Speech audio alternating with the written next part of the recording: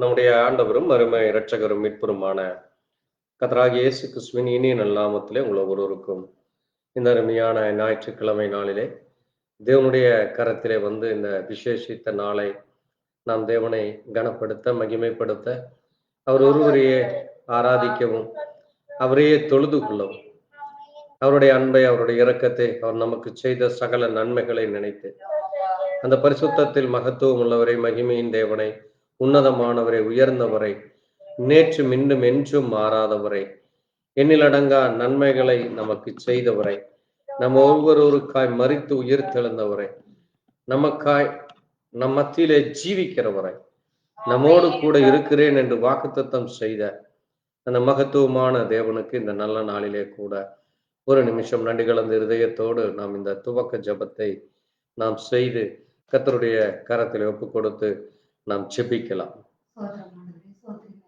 ஸ்தோத்திரம் ஸ்தோத்திரம் அப்பா, நன்றி ஐயா, நன்றி ராஜா, நன்றி அப்பா. ஆமென் இயேசுவே, ஸ்தோத்திரம் ஐயா, ஸ்தோத்திரம் அப்பா. கிருபை ராஜா, கிருபை ஐயா, கிருபை அப்பா. நன்றி ஐயா, நன்றி ராஜா, நன்றி அப்பா. துதிக்கிறோம் துதிக்கிறோம் துதிக்கிறோம் அப்பா. ஆமாண்டவரே உம்மை துதிக்கிறோம் துதிக்கிறோம் ஸ்தோத்திரிக்கிறோம் ஸ்தோத்திரிக்கிறோம் அப்பா. ஆமென் ஆமென். கிருபை ஐயா, கிருபை ராஜா. ஆமென் இயேசுவே, ஆமென் அப்பா. நன்றி நன்றி ராஜா, நன்றி ஐயா.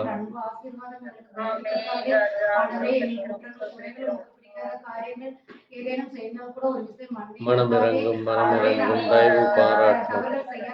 ஸ்தோத்திரிக்கிறோம் ஸ்தோத்திரிக்கிறோம் அப்பா. ஸ்தோத்திரம் ஸ்தோத்திரம் அப்பா.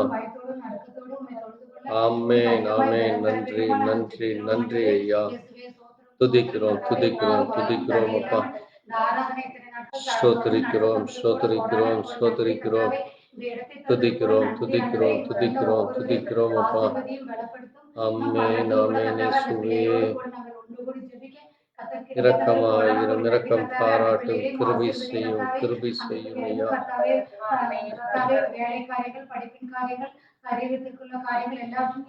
ஆமாண்டவரே நன்றி ஐயா, நன்றி ராஜா. இயேசுப்பா, கிருபை கிருபை கிருபை அப்பா. மனமிறங்கும் மனமிறங்கும் அப்பா. ஆமென் ஆமென் இயேசுவே. ஸ்தோத்திரிக்கிறோம் துதிக்கிறோம் துதிக்கிறோம் அப்பா. ஆமென் ஆமென் இயேசுவே. கிருபையாயிரும், இரக்கமாயிரும். ஏசப்பா, நன்றி நன்றி நன்றி ஆண்டவரே. மனமிறங்கும், மன்னித்தருளும் மன்னித்தருளும் அப்பா. ஆமென். பேசும் ஆண்டவரே, பேசும் அப்பா. ஆமென். தாரும் ஐயா, நன்றி ஐயா, நன்றி ராஜா. ஸ்தோத்திரிக்கிறோம் ஸ்தோத்திரம். இரக்கமாயிரும், இரக்கம் பாரா. கிருபை செய்யும், கிருபை செய்யும் ஆண்டவரே. நன்றி தகப்பனே, நன்றி ஐயா. நன்றி நன்றி நன்றி அப்பா. ஸ்தோத்திரம் ஆண்டவரே. துதிக்கிறோம் துதிக்கிறோம் துதிக்கிறோம். கிருபை செய்யும், கிருபை செய்யும். கிருபை கிருபை கிருபை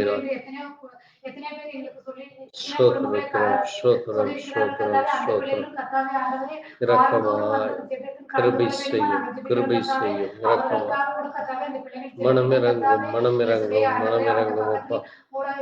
இயேசுவே மனமிறங்கும், மனமிறங்கும் அப்பா. கிருபையாயிரும், இரக்கமாயிரும், கிருபை தாரும், கிருபை தாரும், இரக்கமாயிரும், இரக்கமாய். நன்றி, நன்றி அப்பா, நன்றி ராஜா, நன்றி ஐயா. ஸ்தோத்திரிக்கிறோம், ஸ்தோத்திரிக்கிறோம், ஸ்தோத்திரிக்கிறோம் அப்பா. துதிக்கிறோம், துதிக்கிறோம், துதிக்கிறோம், துதிக்கிறோம் ஐயா. ஆமென். நன்றி, நன்றி, நன்றி ஆண்டவரே. ஆமென். மனமிறங்கும், மனமிறங்கும் அப்பா. ஆமென், ஆமென் ராஜா. நன்றி ஐயா, நன்றி ராஜா, நன்றி ராஜா. ஆமென், ஆமென். நன்றி அப்பா, நன்றி ராஜா, நன்றி ராஜா, நன்றி ராஜா. நன்றி ஆண்டவரே. ஸ்தோத்திரிக்கிறோம், ஸ்தோத்திரிக்கிறோம், துதிக்கிறோம், துதிக்கிறோம், துதிக்கிறோம் அப்பா. ஆமென், ஆமென் ராஜா. இயேசுவே இரக்கம், இயேசுவே இரக்கம், இயேசுவே கிருபையாயிரும், கிருபையாயிரும். ஆமென், ஆமென், ஆமென் ராஜா. ஆசீர்வதியும், ஆசீர்வதியும். நன்றி, நன்றி, நன்றி அப்பா. கிருபை தார், இரக்கம் பாராட்டும், இரக்கமாயிரும். மனமிறங்கும், மனமிறங்கும். ஸ்தோத்திரம், ஸ்தோத்திரம் அப்பா. ஆமென், ஆமென், ஆமென் ராஜா. ஸ்தோத்திரிக்கிறோம், ஸ்தோத்திரம்.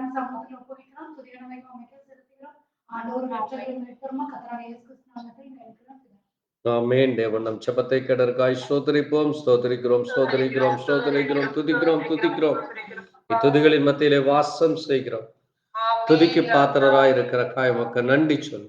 கர்த்தாவே உடைய கரத்தில் இந்த ஆராதனை ஒப்புக் கொடுக்கிறோம். பொறுப்பெடு. துவக்கம் முதல் முடிவு வரை உடைய பிரசன்னம் இருக்கட்டும். நீரே வழி நடத்தும், நீரே ஆசீர்வதியும். ஆமென். கர்த்தர் தாமே உங்களை ஆசீர்வதிப்பாராக. நாம் பாட்டு புத்தகத்திலே தொடர்ந்து தேவநாம மகிமைக்காக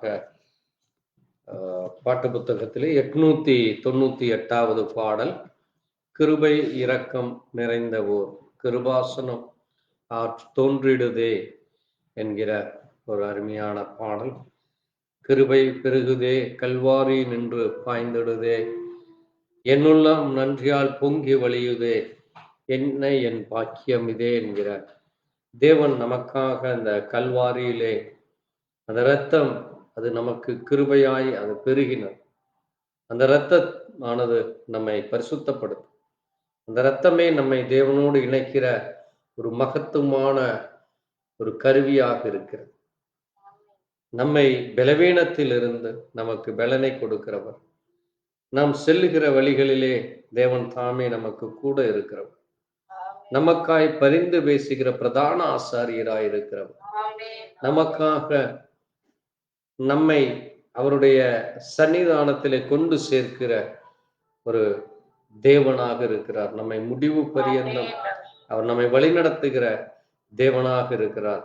நம்முடைய எல்லா குறைகளை, நம்முடைய எல்லா பலவீனங்களை அவர் அறிந்தவராக இருக்கிறார். அப்படிப்பட்ட அந்த தேவன், அவர் கிருபையின் தேவனை நாம் பாடல் மூலமாய் அவரை மகிமைப்படுத்தி நாம் பாடலாம்.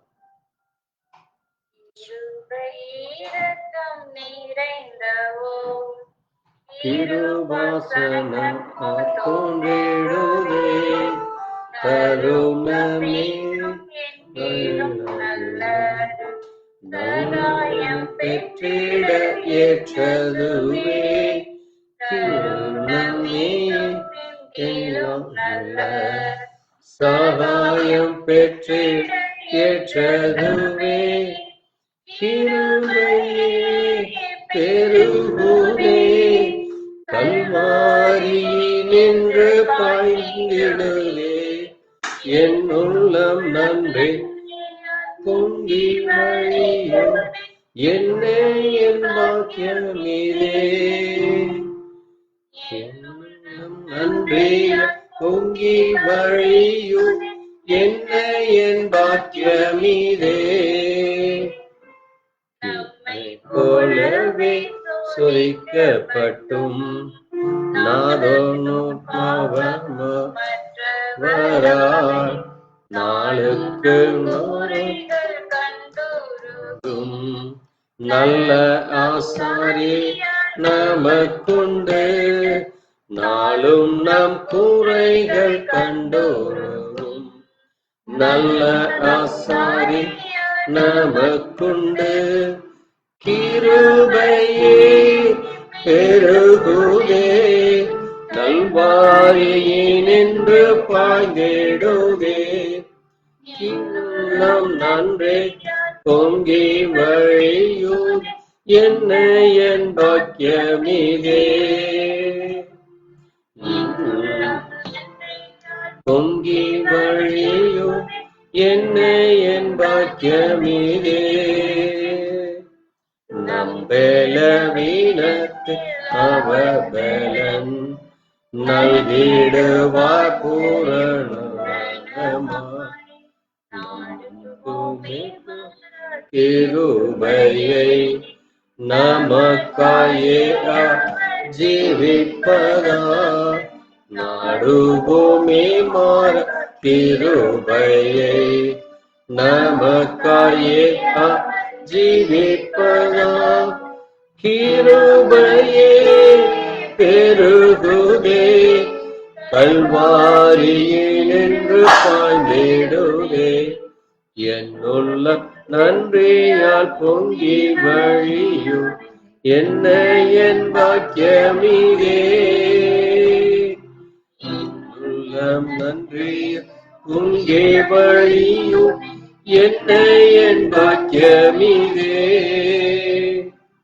மானங்களின் வழியாய் பரத்தே தானே சென்ற வானது மாப்பிரதான ஆசாரியரை பற்றிடுவோம் நோக்கி துண்டிக்கையார்.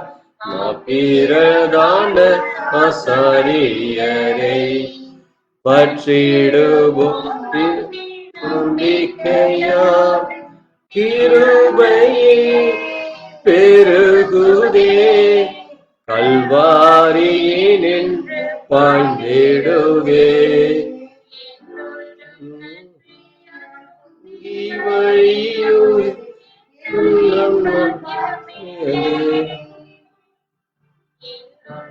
நன்றி பொங்கி வழியும் என் பாக்கியமிதே. வண்டை சே சுத்தர்காய் சதா பரிந்து பேசிய நிற்போ. இதோ எம்மையே முற்றுமுடிய ரட்சிக்க வல்லயுள்ளவரே. இதோ எம்மையே முற்றுமுடிய ரட்சிக்க வல்லமையுள்ளவரே. கிருபையே பெருகுதே கல்வாரியினின்று பாய்ந்திடுவே. என்னுள்ள நன்றி பொங்கி வழியும் என்ன என் பாக்கியமிதே. என்னுள் நன்றியா பொங்கி வழியும் என்ன என் பாக்கியமிதே. கிருபை இரக்கம் நிறைந்தவோ கிருபாசனம் தோன்றிடுதே. கருணமே நல்ல சகாயம் பெற்றிட ஏற்றுமே. கருணமேதும் என் பெற்றிட ஏற்றதுவே. கிருபையே பெருகுதே கல்வாரியினின் பாய்ந்திடுதே. என்னுள்ள நன்றியால் பொங்கி வழி என்ன என் பாக்கியமிதே, கிருபை வழியும் என்ன என் பாக்கியமிதே. அல்லேலூயா, ஆமென். நம்முடைய தேவனுடைய கிருபை அது ஒவ்வொரு நாளும் பெருகுகிறதா. அது கல்வாரி நின்று பாய்ந்து வந்த கிருபை. அது நமக்கு மரணத்தில் இருந்தும் வியாதியில் இருந்தும் பொல்லாத மனுஷர்கள் கையில் இருந்தும் இருளில் இருந்தும் தேவனுடைய வெளிச்சத்தை காண, நம்முடைய எல்லா பலவீனத்தில் இருந்து அவர் நமக்கு பலனை கொடுக்கிறவராய், அந்த மாறாத கிருபை அவர் நம் மத்தியிலே இருந்து நமக்கு கொடுக்கிறவராக இருக்கிறார். அந்த தேவனுக்கு நன்றி சொல்லி இந்த நேரத்தில் நம்மிலே யாராவது ஒருவர் கர்த்தரை கனப்படுத்தி கடந்த 8 நாட்கள் நம்மை கன்னிமணி போல பாதுகாத்தார். இந்த வாரத்தின் முதலாம் நாளாகி இந்த ஞாயிற்றுக்கிழமை காலை வேளையிலே அவரை நாம் ஆராதிக்க தொழுது கொள்ளும். நம் ஒவ்வொருவரையும் பெயர் பெற அழைத்த தேவன். அவர் நம்முடைய பெயர் சொல்லி அழைக்கிற தேவனா, நம்முடைய உருவம் இன்னதென்று அறிந்தவராய், நம்மளுக்கு என்ன தேவை என்று அறிந்திருக்கிறார். நம்முடைய கண்ணீர்கள் என்ன, நம்முடைய கவலைகள் என்ன, நம்முடைய துக்கங்கள் என்ன, பாரங்கள் என்ன, ஏக்கங்கள், தவிப்புகள், இவை எல்லாவற்றையும் அவர் அறிந்தார். எத்தனையோ போராட்டங்கள் மத்தியிலே, எத்தனையோ கண்ணீர்கள் மத்தியிலே, கவலைகள் மத்தியிலே, துக்கங்கள் மத்தியிலே, பாரங்கள் மத்தியிலே தவித்துக் கொண்டிருக்கிற ஜனங்களுக்கு, வருத்தப்பட்டு பாரம் சுமக்கிறவர்களே, நீங்கள் என்னிடத்தில் வாருங்கள், நான் உங்களுக்கு இளைப்பாறுதல் தருவேன் என்று சொல்லி கூப்பிடுகிற தேவனாய், அவரிடத்திலே வருகிற ஒருவரையும் அவர் புறம்பே தள்ளுவதில்லை என்று சொல்லி, நான் உங்களை சிநேகிதன் என்று அழைக்கிறேன் என்று சொன்னார். அவர் நம்மை சிநேகிக்கிற தேவனாய், ஒரு தகப்பனை போல அவர் நம்மை ஆட்சி தேற்றுகிறார். ஒரு தாயை போல நம்மை சுமக்கிற தேவனாக இருக்கிறார். உங்களை தொடுகிறவன் என் கண்மணியை தொடுகிறான் என்று சொன்ன தேவனா, அவர் நம்மை ஒவ்வொரு நாளும் பாதுகாக்கிற தேவனாய், நம்மை விசாரிக்கிற ஒருமாக இருக்கிறார். அவர் நம்முடைய எல்லா வேதனைகளை அறிந்திருக்கிறார். நம்முடைய மனவேதனை என்ன, சரீர வேதனை என்ன, நம்மை மற்றவர்கள் வேதனைப்படுத்துகிற பொழுது அவர் வேடிக்கை பார்க்க மாட்டார். அவர் நமக்கு பாதுகாப்பை கொடுக்கிற தேவனா, நம்மை பலப்படுத்துகிறார். அப்படிப்பட்ட தேவனுக்கு நன்றி சொல்லி நம்மளை யாராவது ஒரு ஜெபிக்க.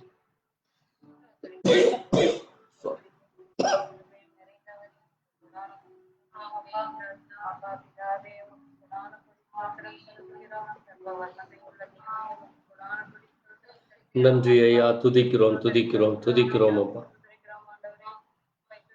இயேசுவே உமக்கு நன்றி ஐயா, நன்றி ராஜ். தேவனே உம்மை புகழுகிறோம். ஆமென். நன்றி ஐயா, நன்றி ராஜா. ஆமென். இயேசுவே இரக்கமா.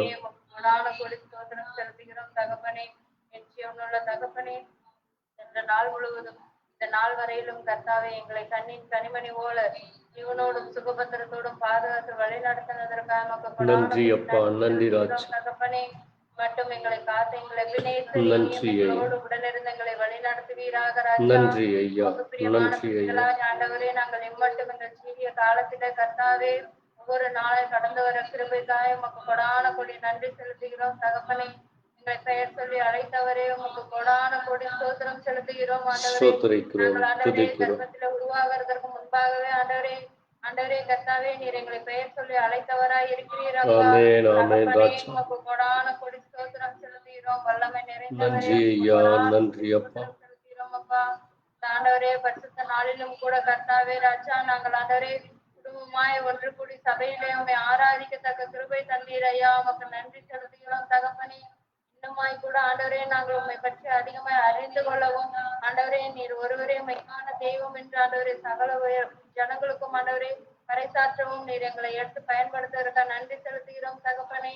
கர்த்தாவே ஸ்தோத்தரிக்கிறோம் ஸ்தோத்தரிக்கிறோம் ஆண்டவரே.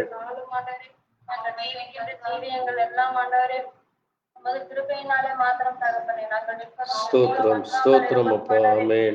கிருபையாய் இருக்கிறது தகப்பனே. நாங்கள் கையிட்டு செய்கிற வேலை காரியங்களிலும் போற்றிலும் வரத்திலும் ஆண்டவரே சகல காரியங்களிலும் பாதுகாக்கிற கட்சியை போல நீர் எங்களை பாதுகாத்து வழிநடத்தி பண்ணினீரப்பா. உமக்கு கொடான கொடி நன்றி செலுத்துகிறோம். ஸ்தோத்திரிக்கிறோம், ஸ்தோத்திரிக்கிறோம். சபையில இருக்கும் ஒவ்வொரு பிள்ளைகளையும் நீர் கரம் தொட்டு நன்றி, நன்றி, நன்றி அப்பா. பெயர் பெயராய் ஆண்டவரே ஒவ்வொருவரையும் நீர் ஆசீர்வதிக்க வேண்டுமாய் ஆமென் செபிக்கிறோம் இயேசுவே. அப்பா. எங்களில் ஏதேனும் குறைபாடுகள் இருந்தாலும் அதை நிறைவாக்குகிற தெய்வமாய் ஆமென் இருக்கிறீரப்பா. தகப்பனே, உமக்கு நன்றி. ஸ்தோத்திரம் செலுத்துகிறோம் தகப்பனே. நன்றி ஐயா, நன்றி அப்பா. காரியம் ஏதேனும் இருந்தாலும் அதை விலக்கி போட்டு எங்கள் தேவன் தாமே எங்களை பரிசுத்தப்படுத்துவதற்காக நன்றி செலுத்துகிறோம். ஆமென் இயேசுவே. இன்னும் அதிகமாய் ஸ்தோத்திரம். மனதிலே கிட்டி சேர கர்த்தாவே நீர் எங்கள் பாதைகளை செவ்வைப்படுத்தி கொடுத்ததற்காக உமக்கு நன்றி செலுத்துகிறோம் கர்த்தாவே. ஆண்டவரே, அது போல ஆண்டவரே உம்மை அறியாத அநேக ஜனங்கள் இருக்கிறார்கள் அப்பா. இக்கட்டுகளிலும் துன்பங்களிலும் துயரங்களிலும் சிக்கி தவித்துக் கொண்டிருக்கிறார்கள் தகப்பனே. அப்படிப்பட்ட பிள்ளைகளும் கூட உமது பலத்த கருத்தில் ஒப்புக் மனம் இறங்கும், மனம் இறங்கும். தயவாய் வாராட்டு, தயவாய் இருமை. செபிக்கிறோம். நீரே விடுதலை ஸ்தோத்திரம். தருகிறவராய் இருக்க வேண்டுமாய் செபிக்கிறோம். நன்றி ஐயா. ஒருவரே விடுதலை நாயகர் என்று ஒவ்வொரு ஆமென், ஜனங்களும் ஆமென் ஒவ்வொரு இயேசுவே. கிருபை பாராட்டுங்க ராஜா. ஸ்தோத்திரம். பலவீனங்களிலே என் பலன் பூரணமாய் விளங்கும் என்று சொன்னது போல ஆமென், ஆமென் ராஜா. பலவீனப்பட்டு கிடக்கிற ஜனங்களுக்கு ஆண்டவர் உமது பலத்தால் அவர்களை இடை கட்ட வேண்டுமாய் ஆமென். செபிக்கிறோம். நன்றி ஐயா, நன்றி. வனாந்தரத்திலே நயங்காட்டி அழைக்கிற தெய்வமாய் இருக்கிறீரப்பா. ஸ்தோத்திரம். ஆண்டவரே, வனாந்தரத்திலே ஆண்டவரே தண்ணீர் தடாகமாக மாற்ற நீர் வல்லமையுள்ள தெய்வமாய் இருக்கிறீரப்பா. ஆமென், ஆமென் ஒவ்வொரு ராஜா. ஜனங்களும் ஆண்டவரே உமது மகிமையையும் உமது மகத்துவத்தையும் ஆண்டவரே அறிந்து கொள்ள வேண்டுமாய் செபிக்கிறோம் அப்பா. உமது மகிமையை நீர் ஒருவருக்கும் கொடேன் என்று சொல்லி இருக்கிறீர்கள். ஸ்தோத்திரிக்கிறோம், துதிக்கிறோம், துதிக்கிறோம். தேவன் என்ற ஆண்டவர் ஒவ்வொரு ஜனங்களும் அறிந்து கொள்ள கர்த்தாவே அவர்கள் வாழ்க்கையில் இருக்கும் துன்பம் துயரங்கள் கஷ்டங்கள் அனைத்தும் எடுத்து நன்றி ஐயா, நன்றி ராஜா. அவர்களும் ஸ்தோத்திரம், ஸ்தோத்திரம். உள்ள பிள்ளைகளாய் வாழ கர்த்தாவே ஆமென், ஆமென் தகப்பனே. அந்த பிள்ளைகளை பெயர் சொல்லி அழைக்க வேண்டுமா கெஞ்சுகிறோம். ஸ்தோத்திரிக்கிறோம், தேவன் துதிக்கிறோம், தாமே துதிக்கிறோம். ஒருவரே மெய்யான தெய்வம் ஜீவனுள்ள தேவன் ஆமென், என்று ஆமென் ராஜா. அறிந்து கொள்ள கர்த்தாவே ஒரு விஷயம் அவர்களுக்கு இரக்கம் பாராட்டும். தயவாய். அவர்களிடத்துல பேச வேண்டுமா செபிக்கிறோம் அப்பா. ஆமே துதிக்கிறோம் தகப்பனே. நன்றி, நன்றி, நன்றி அப்பா. இங்க இருக்கிற குடும்பம் ஆண்டவரே அது செழுமையும் பசுமையுமா இருக்கும் கர்த்தாவே. ஆண்டவரே அந்த குடும்பங்களிலும் ஆண்டவரே விடுதலை இருக்கும் அப்பா. ஆமென், ஆமென் ராஜா. ஆசீர்வாதம் இருக்கும் தகப்பனே. ஆமென் தகப்பனே. ஆண்டவரே அந்த குடும்பத்தில சமாதானம் தங்கும் நன்றி ராஜா, நன்றி ஐயா. ஜீவனுள்ள தேவனே அப்படிப்பட்ட ஆண்டவரே கிருபை. அனுபவங்களை ஒவ்வொரு குடும்பங்களும் பெற்றுக்கொள்ள ஆமென், ஒவ்வொரு ஆமென். ஜனங்களும் ஆண்டவரே உம்மை ருசித்து பார்க்க கர்த்தாவே ஸ்தோத்திரி. ஒரு விஷயம் இரக்கம் பாராட்டுங்க. இரக்கம்பா, நீங்க ஆண்டவரே இந்த உலகத்தை ரட்சிக்கவே இரக்கம். வந்தேன் என்று சொல்லி இருக்கிறீர் தகப்பனே. இரக்கம்பா. ஆண்டவரே உமது பிள்ளைகளுக்காக அநேக வாக்குத்தத்தங்களை கொடுத்திருக்கிறீர் ஆமென். அப்பா. ஆண்டவரே உமது வாக்குத்தத்தங்கள் ஒவ்வொன்றும் ஆமென், ஆண்டவரே ஆமென். அன்றாட வாழ்க்கையில நாங்கள் அதை புசித்து அதை ஆண்டவரே நாங்கள் எங்களுக்குள்ளாக எடுத்து ஆண்டவரே அதன்படி நடக்க கர்த்தாவே நீங்க இரக்கம் பாராட்டுங்க, கிருபை பாராட்டுங்க. ஆமென், ஆமென் தகப்பனே. அநேக ஜனங்கள் ஆண்டவரே உம்மை ஸ்தோத்திரி. பின்பற்றி வரவும். ஆண்டவரே உமது துதிக்கிறோம், சபையான பாதையில துதிக்கிறோம், நடக்கவும். துதிக்கிறோம், ஆண்டவரே துதிக்கிறோம். உமது வருகை ஆண்டவரே மிக சமீபமா இருக்கிறது ஆமென், அப்பா. ஆமென் உமது ராஜா. வருகையிலே நாங்கள் ஒவ்வொருவரும் ஆண்டவர் ஒவ்வொரு ஜனங்களும் பங்கேற்க கர்த்தாவே இரக்கம் கிருபை. பாராட்டுங்க, கிருபை பாராட்டுங்க தகப்பனே. நீர் அதற்காகவே இந்த பூமிக்கு வந்தீர் என்று சொல்லி இருக்கிறீர் அப்பா. ஆண்டவரே ஸ்தோத்திரம். இந்த காலகட்டங்களில் எப்படி நடந்து கொள்ள வேண்டும் என்று ஆண்டவரே ஒவ்வொன்றும் எங்களுக்கு கற்றுக் நன்றி, கொடுத்திருக்கிறீர் அப்பா. நன்றி எங்களுக்கு அப்பா. எழுதி கொடுத்திருக்கிறீர் தகப்பனே. ஆமென். அதை ஆண்டவரே நாங்களும் ஆண்டவரை கற்றுக்கொள்ளவும் எங்கள் பிள்ளைகள் நெற்றியில் அதை எழுதவும் கர்த்தாவே நன்றி இரக்கம் தகப்பனே. பாராட்டும், கிருபை ஆமென். பாராட்டும் அப்பா. ஒரு குடும்பங்களுக்கு தேவையான ஆண்டவரே ஒவ்வொரு வேளை ஜெபிக்கவும் துதிக்கவும் ஆண்டவரே துதிக்கிறோம், இன்னும் ஆண்டவரே துதிக்கிறோம், இடைவிடாமல் துதிக்கிறோம் ஆண்டவரே ஜெபிக்க கர்த்தாவே இரக்கம் பாராட்டுங்க கிருபை ராஜா. செய்ய, ஜெபத்துக்கு கிருபை வருகிற தடைகளை நீர் முற்றிலும் எடுத்து போடும், போடுவீராக எடுத்து ராஜா. போடும். எங்கள் போராட்டங்களிலே ஆண்டவரே நீர் எங்களுக்கு உதவி செய்ய வேண்டுமாய் கெஞ்சுகிறோம் ஆமென், தகப்பனே. ஆமென் ராஜா. ஆண்டவரே நாங்கள் போராட்டத்தில் வெற்றி பெற கர்த்தாவே ஆமென், நீங்கள் ஆமென் உதவி செய்யுங்க ராஜா. நீங்கள் இல்லாமல் ஆண்டவரே எங்களால் ஒன்றுமில்லை, ஒன்றுமில்லை தகப்பனே. ஒன்றுமில்லை தகப்பனே. ஆமென். ஆண்டவரே எங்கள் வாழ்விலே நீர் இருக்க வேண்டும் ஐயா. எங்கள் போராட்டத்திலே நீர் உதவி செய்ய வேண்டுமாய் ஜெபிக்கிறோம் ஐயா. நன்றி அப்பா, ஆண்டவரே நாங்கள் நன்றி அதில் ராஜ், விழுந்து போகாதபடிக்கு நன்றி ராஜ். தேவன் தாமே உமது திருக்கரங்களால் எங்களை காத்து ஆமென், வழிநடத்துகிறதற்காக ஆமென். நன்றி செலுத்துகிறோம். துதிக்கிறோம், உமது பலத்த துதிக்கிறோம், கரத்தை கொண்டு துதிக்கிறோம். ஆண்டவரே எங்களை சூழ பாளையம் வரைக்கும் காத்துக் கொள்கிறதுக்காக நன்றி ஆமென். செலுத்துகிறோம் தகப்பனே.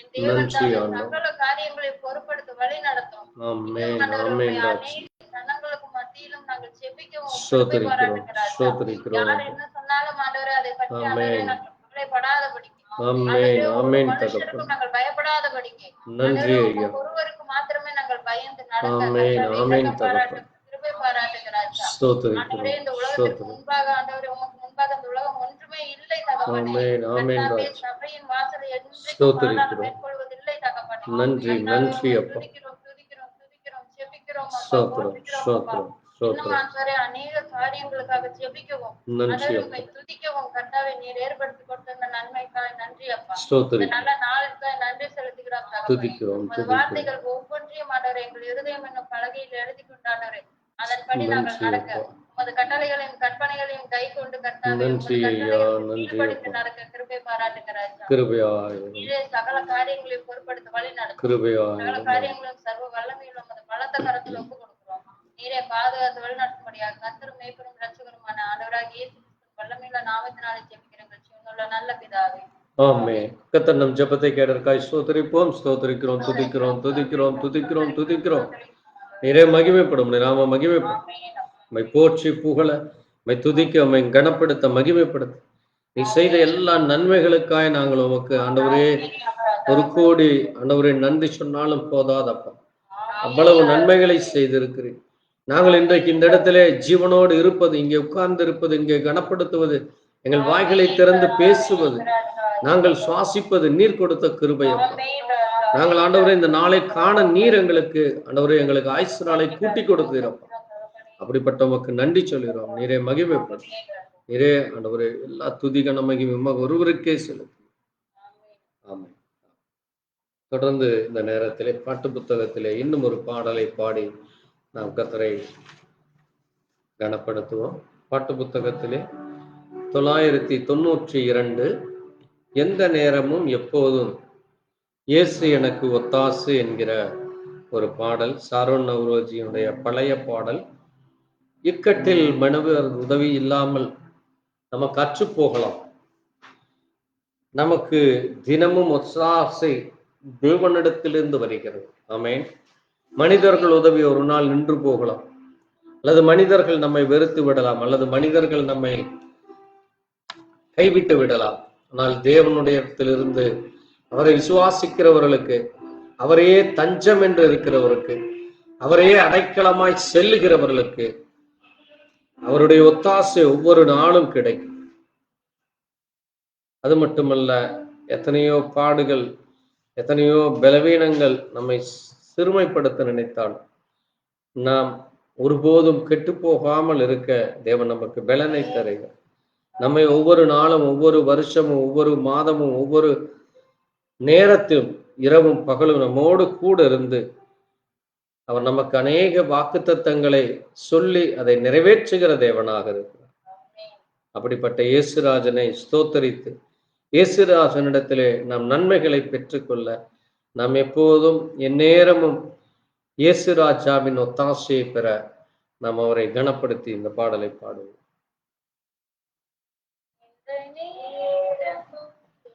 போதும் இயேசு எனக்கு ஒத்தாசை, நேரமும் எப்போதுமே இயேசு எனக்கு ஒத்தாசை. சுராணி சோத்தரிப்பேன், இந்த ஏழையின் ஜெபம் கேட்டான்.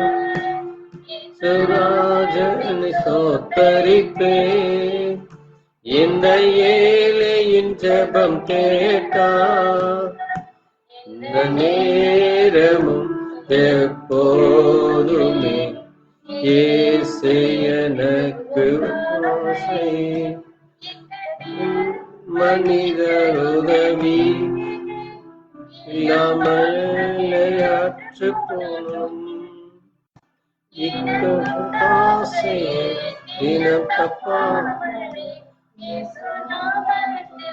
வைத்திடுமே, எனக்கு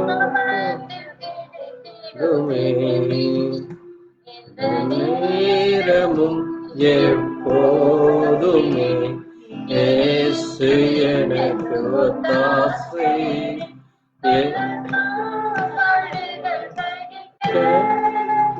சென்ற காலம் பலன் தந்தாரே, எல்லா படுகள் சகிக்க.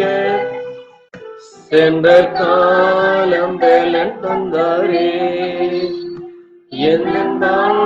எல்லாம் தேவ சித்தமெல்லாம் என்னில் முற்றிலும் நிறைவேறுமே. என் வாழ்நாள் எல்லாம் சித்தம் என்னில் முற்று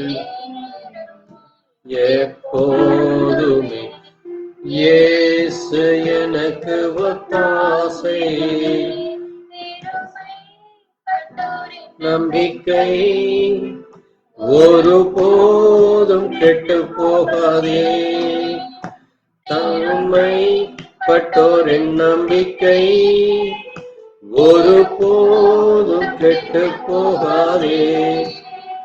தம்மை தேடுவோரை கர்த்தர் கைவிடாரே. நமக்கு அடைக்கலமே. தம்மை தேடுவோரை கர்த்தர் கைவிடாரே. தேவன் நமக்கு அடைக்கலமே. இந்த நேரமும் எப்போதுமே இயேசு எனக்கு ஒத்தாசை. ஆண்டு முழுவதும் எவ்வளவோ அற்புதம் செய்தார். ஒவ்வொரு ஆண்டு முழுவதும் எவ்வளவோ அற்புதம் செய்தார். வரும் காலத்திலும் வருகை வரையும் சுத்தம் தந்து நடத்துவார். வரும் காலத்திலும் வருகை வரையும் சுத்தம் தந்து நடத்துவார். எப்போதுமே இயேசு எனக்கு ஒத்தாசை. நேரமும் எப்போதுமே இயேசு ஒத்தாசை.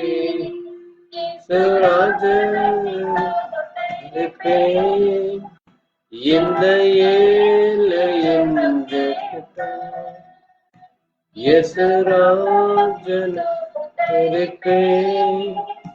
இந்த ஏழையின் ஜெபம் கேட்டார்.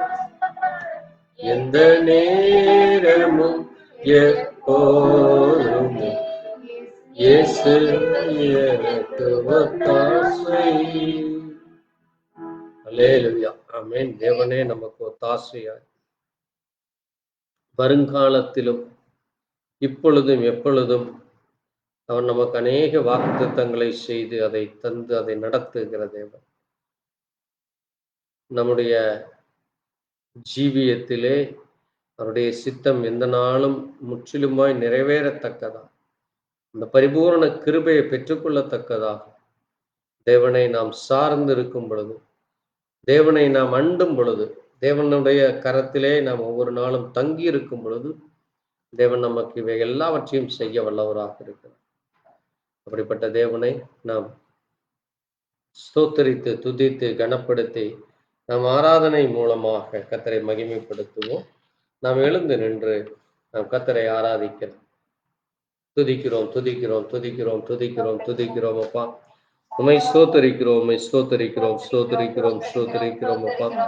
நீ துதிக்கப்படத்தக்கவர், நீ ஸ்தோத்தரிக்கப்படத்தக்கவர் அப்பா. ஆண்டவரே, உம்முடைய நாமத்திலே பாவம் மன்னிப்பு உண்டு, உம்மிடத்திலே பரம சந்தோஷம் உண்டு. ஆண்டவரே, வானத்திலும் பூமியிலும் மேலான நாமம் அப்பா. வானாதி வானங்கள் போற்றும் நாமம் ஆண்டவரே. ஆண்டவரே, நேற்றும் இன்றும் என்றும் மாறாத நாமம் உடைய நாமம் அப்பா.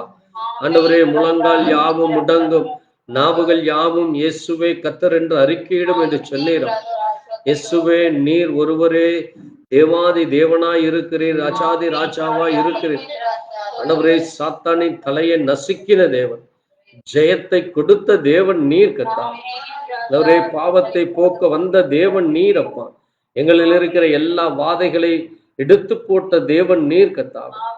ஜீவ பாதையை காட்டுகிற தேவன் நீர் கர்த்தா. ஜீவனின் அதிபதியான தேவன் நீர் கர்த்தா. எங்களுக்கு பலனை கொடுக்கிறவர் நீர். ஆண்டவரே, எங்களுக்கு இருந்த எல்லா சாவன் பயத்தையும் ஆண்டவரே எல்லா பயத்தை நீர் நீக்கி போட்ட தேவன் கர்த்தா. எங்களில் இருக்கிற எல்லா சாபங்களை எடுத்து போட்டவர், எங்களில் இருக்கிற எல்லா ரோகங்களை எங்களிலிருந்து நீர் முற்றிலும் நீக்கி போட்ட பரிசுத்த நாமம் அந்த இயேசு கிறிஸ்துவின் நாமம் அப்பா. அந்த இயேசு கிறிஸ்துவே எனக்காய் மரித்த தேவன். அந்த ரத்தம் பரிசுத்தம் உள்ள அந்த ரத்தம் தெளிக்கப்பட்ட பிள்ளைகளா, அந்த ரத்தத்திலே கழுவப்பட்ட பிள்ளைகளா எங்களை நீ சேர்த்து கொண்டிருப்பா.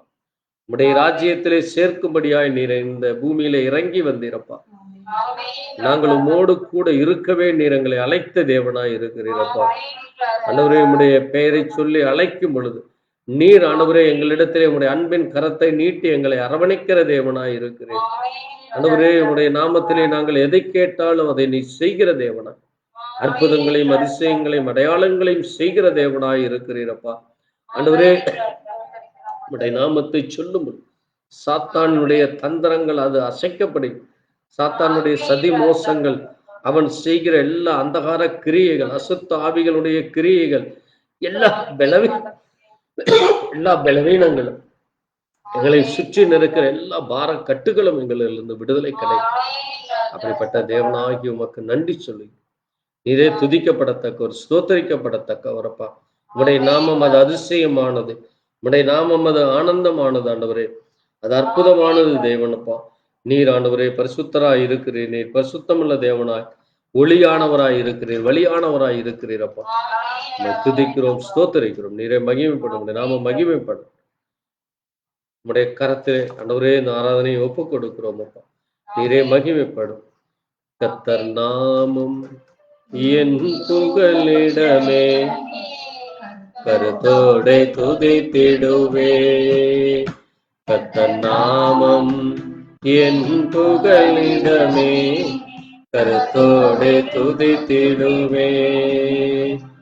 யெகோவா ஈரே, எல்லாமே பார்த்து கொண்டீ. யெகோவா ஈரே, எல்லாமே பார்த்து கொண்டீ. கலங்களப்பா, நாங்க கலங்களப்பா, கலங்களப்பா, நாங்க கலங்களப்பா. கர்த்தர் நாமம் என் புகலிடமே, கருத்தோடே துதித்திடுவேன். தேனிலும் இனிமையே இயேசுவின் நாமமே, இனிமையே இயேசுவின் நாமமே, தேனிலும் மதுரமே, அதற்கிணை இல்லை உலகிலே. தேனிலும் இனிமையே இயேசுவின் நாமமே, காண கிடைக்காத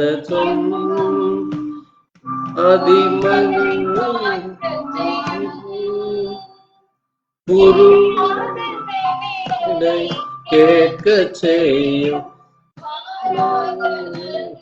நம் இயேசுவின் நாமமே. தேனிலும் மகிமையே இயேசுவின் நாமமே. ஆண்டவரே, உடைய நாமம் அது இனிமையான நாமம், அது மதுரமான. குருடரை பார்வை அடைய செய், செவிடரை காதுகளை கேட்க செய்தனம், முடவரை எழுந்து நடக்க பண்ணினான், மரித்த லாசருவை உயிரோடு எழுப்பின நாமம். அந்த தேவனாகிய கர்த்தர் இன்றைக்கும் எங்கள் மத்தியிலே இருந்து நீர் எல்லா தடைகளை எடுத்து போட்டு, எல்லா பலவீனங்களை எடுத்து போட்டு, சமாதானத்தின் ஆவியானவர், சந்தோஷத்தின் ஆவியானவர், இரக்கத்தின் ஆவியானவர், கிருபையின் ஆவியானவர் எங்களோடு கூட இருப்பதற்காக எமக்கு நன்றி சொல்லி ஆராதனை முழுவதுமாய் உடைய கரத்தில் ஒப்புக் கொடுக்கிறோம். நீரை பொறுப்படும் கர்த்தராகிய இயேசு கிறிஸ்துவின் நாமத்தில் ஜெபிக்கிறோம் எங்கள் ஜீவனுள்ள தகப்பனே. நாம் நின்ற வண்ணமாக ஒரு பாடலை பாடி நாம் தேவ சமூகத்திலே தொடர்ந்து செய்திக்குள்ளாய் நாம் வாசிக்கலாம். பாட்டு புத்தகத்திலே 46வது பாடலை பாடி,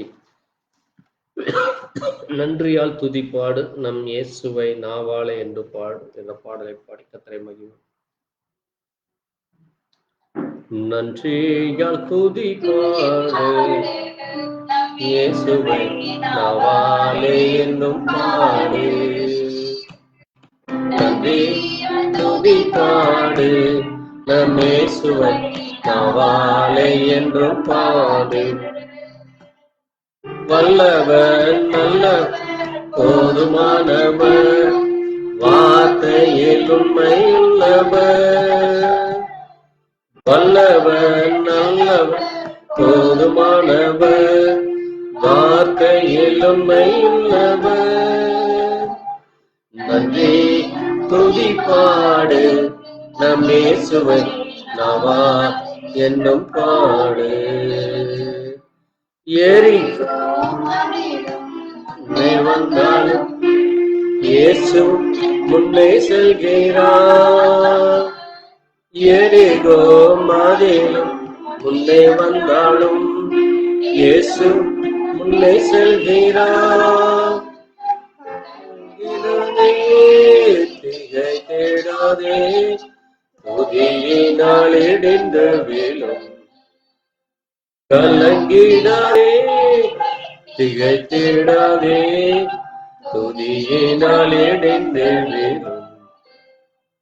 நன்றி துதி பாடு நம்மேசுவை நாவா என்றும் பாடு. சரீரம் ஆத்துமா ஆவியினாலும் சோர்ந்து போ வேலையில் எல்லாம்.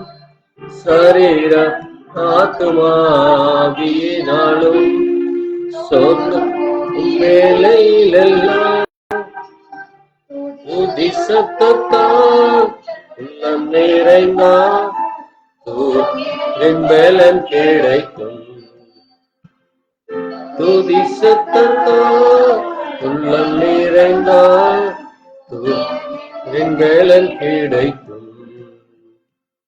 வேயால் துதி பாடு நம்மேசுவை நாவா என்னும் பாடு. வல்லவன் நல்ல போதுமானவர், வார்த்தையில் உண்மையுள்ளவர். வல்லவன் நல்ல போதுமானவர், வார்த்தையில் உண்மையுள்ளவர். நன்றியால் துதி பாடு நம்மேசுவை பாடு. ஆமாண்டவரே, உம்மை கனப்படுத்துகிறோம், உம்மை துதிக்கிறோம், உம்முடைய பலத்த கரத்தில் ஒப்பு கொடுக்கிறோம். பொறுப்படுத்தும் இயேசு கிறிஸ்துவின் நாமத்திலே ஆமென். நாம் நின்ற வண்ணமாக இந்த நாளுக்குரிய சங்கீத புத்தகத்திலே 46ஆம் சங்கீதத்தை நாம் வாசித்து தொடர்ந்து தேவனுடைய செய்திக்குள்ளாய் நாம் கடந்து செல்லலாம். சங்கீதம் 46.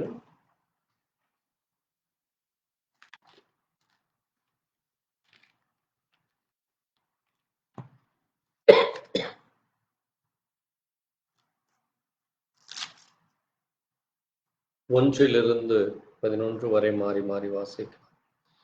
தேவன் நமக்கு அடைக்கலமும் பெலனும், ஆபத்து காலத்தில் அனுகூலமான துணையுமானவர்.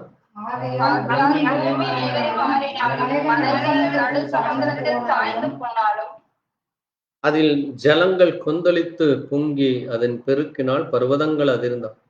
நாம் பயப்படும்.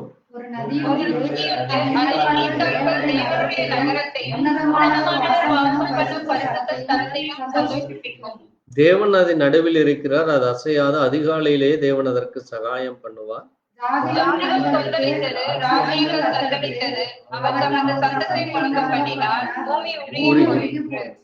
சேனையின் கர்த்தர் நம்மோடு இருக்கிறார். யாக்கோபின் தேவன் நமக்கு உயர்ந்த அடைக்கலமானவர்.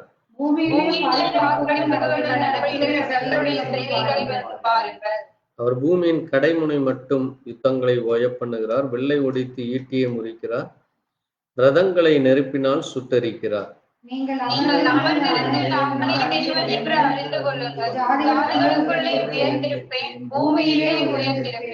சேனைகளின் கர்த்தர் நம்மோடு இருக்கிறார். யாக்கோபின் தேவன் உயர்ந்த அடைக்கலமானவர். ஆமென்.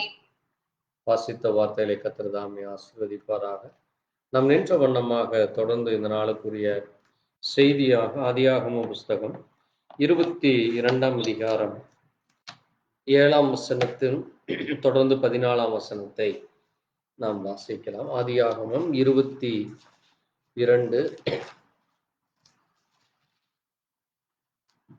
அப்பொழுது ஈசாக்கு தன் தகப்பனாகிய ஆபிரகாமை நோக்கி, என் தகப்பனே என்றான். அதற்கு அவன், என் மகனே, இதோ இருக்கிறேன் என்றான்.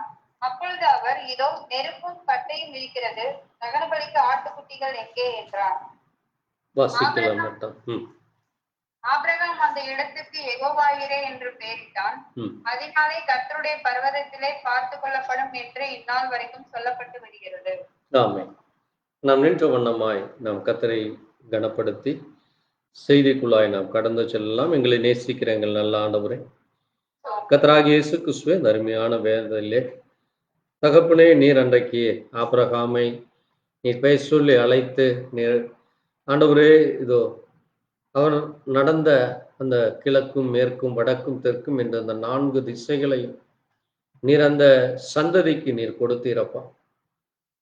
அந்த சந்ததியிலே ஈசாக்கு பிறந்த பொழுது ஈசாக்கை நீர் எனக்காக பலியிட வேண்டும் என்று சொல்லி ஆபிரகாமை நீர் சோதிப்பதற்காக தனக்கு 100 வயதிலே பிறந்த அந்த மகனை ஆண்டவரே அந்த பலிபீடத்திலே பலி செலுத்த நீர் கேட்டீரப்பா.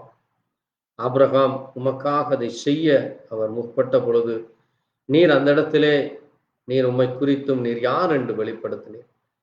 இது எந்த நேரத்திலும் வாசித்து தியானிக்கிற அந்த வார்த்தையின் மூலமாக அதில் அடங்கி இருக்கிற ரகசியங்கள், மகிமைகள், மகத்துவங்கள், அது எப்படிப்பட்ட ஒரு உன்னதமான காரியம், அது எவ்வளவு மகத்துவமானது, மகிமையானது என்று அறிந்து கொள்ள இந்த நேரத்தில் அதனுடைய காரியங்களை புரிந்து கொள்ள தேவ இரக்கம், அதிலே வந்த எல்லா நன்மைகளை எங்களுடைய ஜீவியத்திலும் நாங்களும் பெற்றுக்கொள்ள, எல்லா கீழ்ப்படிதலை கற்றுக்கொள்ள, எல்லா விதமான ஆண்டவருடைய ஆசீர்வாதங்களை எங்களிலே தங்கி இருக்க உடைய கரத்தில் ஒப்பு கொடுக்கிறேன். இதை கேட்கிற ஜனங்களை தேவ பிள்ளைகளுடைய இருதயத்திலே நீர்தாமே சகல நன்மைகளையும் பெற்றுக்கொள்ள இரக்கம் பாராட்ட வேண்டுமா இயேசு கிறிஸ்துவினுடைய பரிசுத்த நாமத்திலே ஆமென். நீங்கள் உட்காரலாம். ஆண்டவராகிய இயேசு கிறிஸ்துவின் இனிய நல்ல நாமத்திலே உங்களுக்கு மறுபடியும் வாழ்த்து சொல்லுகிறேன். தேவன் தாமே உங்களை ஒருவரையும் ஆசீர்வதிப்பாராக. இன்றைக்கு நாம் ஒரு முக்கியமான செய்திக்குள்ளாய் கடந்து செல்லலாம். மறுபடியும் அந்த ஆதியாகமம் 22:7, 8 தொடர்ந்து 14 நாம் வாசிக்கலாம். அப்பொழுது ஈசாக்கு தன் தகப்பனாகிய ஆபிரகாமை நோக்கி, என் தகப்பனே என்றான். அதற்கு அவன், என் மகனே, இதோ இருக்கிறேன் என்றான். அப்பொழுது அவன், இதோ நெருப்பு கட்டையும் இருக்கிறது, தகனபலிக்கு ஆட்டுக்குட்டி எங்கே என்றான். அதற்கு ஆபிரகாம், என் மகனே, தேவன் தமக்கு தகனபலிக்கான ஆட்டுக்குட்டியை பார்த்துக் கொள்வார் என்றான். அப்புறம் இருவரும் கூடி போய் வாசிப்போம். தொடர்ந்து 9 வாசிப்போம். தேவன் அவனுக்கு சொல்லியிருந்த இடத்துக்கு வந்தார்கள்.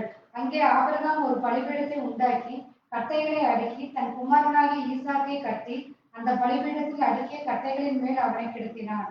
பின்பு ஆபிரகாம் தன் குமாரனை வெட்டும்படிக்கு தன் கையை நீட்டி கத்தியை எடுத்தான். அப்பொழுது கர்த்தருடைய தூதனானவர் வானத்திலிருந்து, ஆபிரகாமே, ஆபிரகாமே என்று கூப்பிட்டார். அவன், இதோ அடியேன் என்றான்.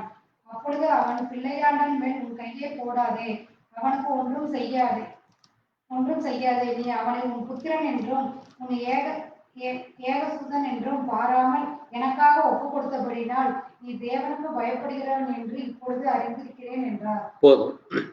வாசித்த வார்த்தைகளை நாம் அநேக நேரங்களிலே நம்முடைய வேத தினசரி வேத வாசிப்பில அல்லது வேத தியானத்திலோ கேட்டிருக்கிறோம். ஆனால் இன்றைக்கு நான் மிக முக்கியமாக வேறொரு தலைப்பின் கீழாக இந்த செய்தியை நாம் இன்றைக்கு தியானிக்க போகிறோம். அது யெகோவா தேவனின் 7 கூட்டு நாமங்கள் என்ற ஒரு செய்தி.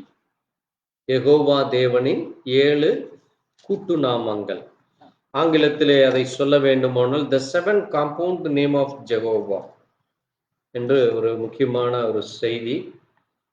நாம் தியானிக்கிற இந்த செய்திக்கு அடிப்படையாக நாம் இங்கே பார்த்த காரியம், நமக்கு தெரியும் தேவன் ஆபிரகாமை ஆதியாகமம் 12ஆம் அதிகாரத்தில் அவர் கல்தேயர் என்கிற ஊர் என்கிற ஒரு பட்டணத்திலே, நீங்கள் அங்கே அப்போஸ்தலர் நடவடிக்கைகளை பார்க்கிற பொழுது ஆபிரகாம் வசித்த அந்த கல்தேயர் என்கிற அந்த ஊர் என்கிற பட்டணமானது ஒரு புறஜாதியார் பட்டணம். நம்மை போல அவரும் ஒரு புறஜாதி பட்டணத்திலிருந்து வசித்துக் கொண்டு வந்தார். அவருடைய தாய் தகப்பன் அனைவரும் நம்முடைய முன்னோர்களைப் போல அங்கே உலக வழிபாடுகளை செய்து கொண்டு வந்தவர். அந்த தேசத்திலே இருக்கிற வழிபாடுகளை செய்து கொண்டு வந்தவர்கள், தேவனை அல்ல. கவனமாக நாம் புரிந்து கொள்ள வேண்டும். தேவனை அல்லாமல் புறஜாதிகளைப் போல உலக வழிபாடுகள், அங்கே தேவனாலே படைக்கப்பட்ட அங்கே பூமியையும் சந்திரனையும் சூரியனையும் இன்னும் அங்கே சிலை வழிபாடுகள், விக்கிரக ஆராதனைகள், இப்படி அவர்கள் அப்படிப்பட்ட காரியங்களை செய்து வந்த ஒரு குடும்பம் அந்த குடும்பம். ஆனால் தேவன் ஆபிரகாமை முன்குறித்திருக்கிறார். ஆமென். அதைத்தான் நம்மையும் அவர் என்ன செய்தார்? இந்த பூமியிலே உலகத் தோற்றத்திற்கு முன்பாக கிறிஸ்துவுக்குள் நம்மை முன்குறித்திருக்கிறார். ஆமென். அதனாலதான் நம்ம ஆபிரகாமை வேதம் சொல்லுகிறது, அவர் விசுவாசத்தின் தகப்பன். அவர் யாராமா?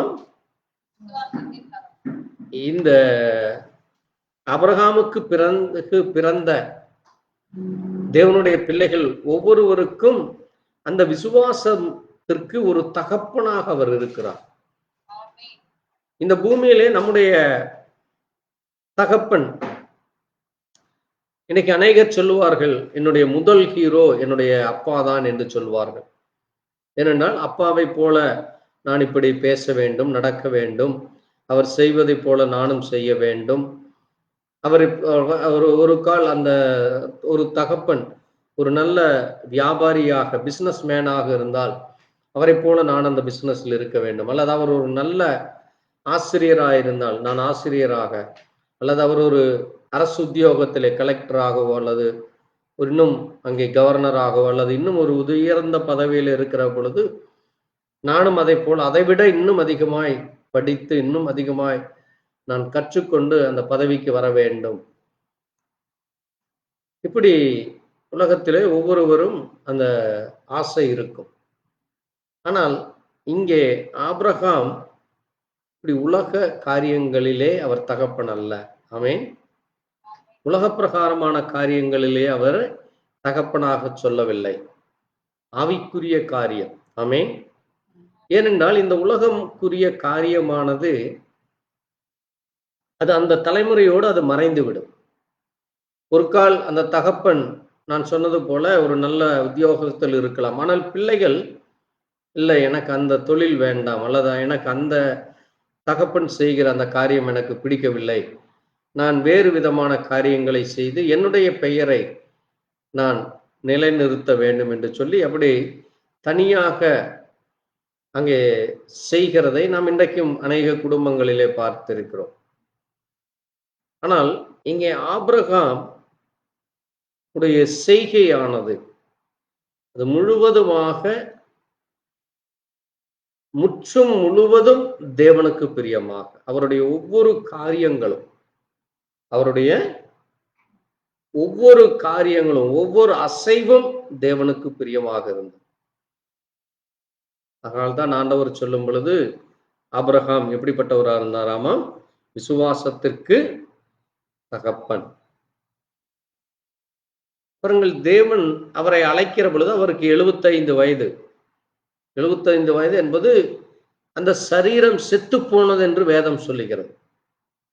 அந்த சரீரத்திலே என்ன கிடையாது? எந்த விதமான ஒரு பலனே இல்லை. 75 வயது என்பது ஒரு நல்ல ஒரு முதிர் வயது. அந்த தகப்பனாலே ஒரு நல்ல ஆரோக்கியமாக அங்கே எல்லா காரியத்தை செய்யவோ, அல்லது பிள்ளைகளை பெற்றுக்கொள்ளவோ, அல்லது வேறு விதமான திருமணம் செய்து கொண்டு பிள்ளைகளை பெற்றுக்கொள்ளவோ, அல்லது நல்ல தொழில் செய்து முன்னேறுவதற்கான ஒரு வயது அல்ல. ஆனால் அந்த வயதுள்ள அந்த ஆபிரகாமை தேவன் அழைத்து அவருக்கு முழு பலத்தை கொடுக்கிறார்.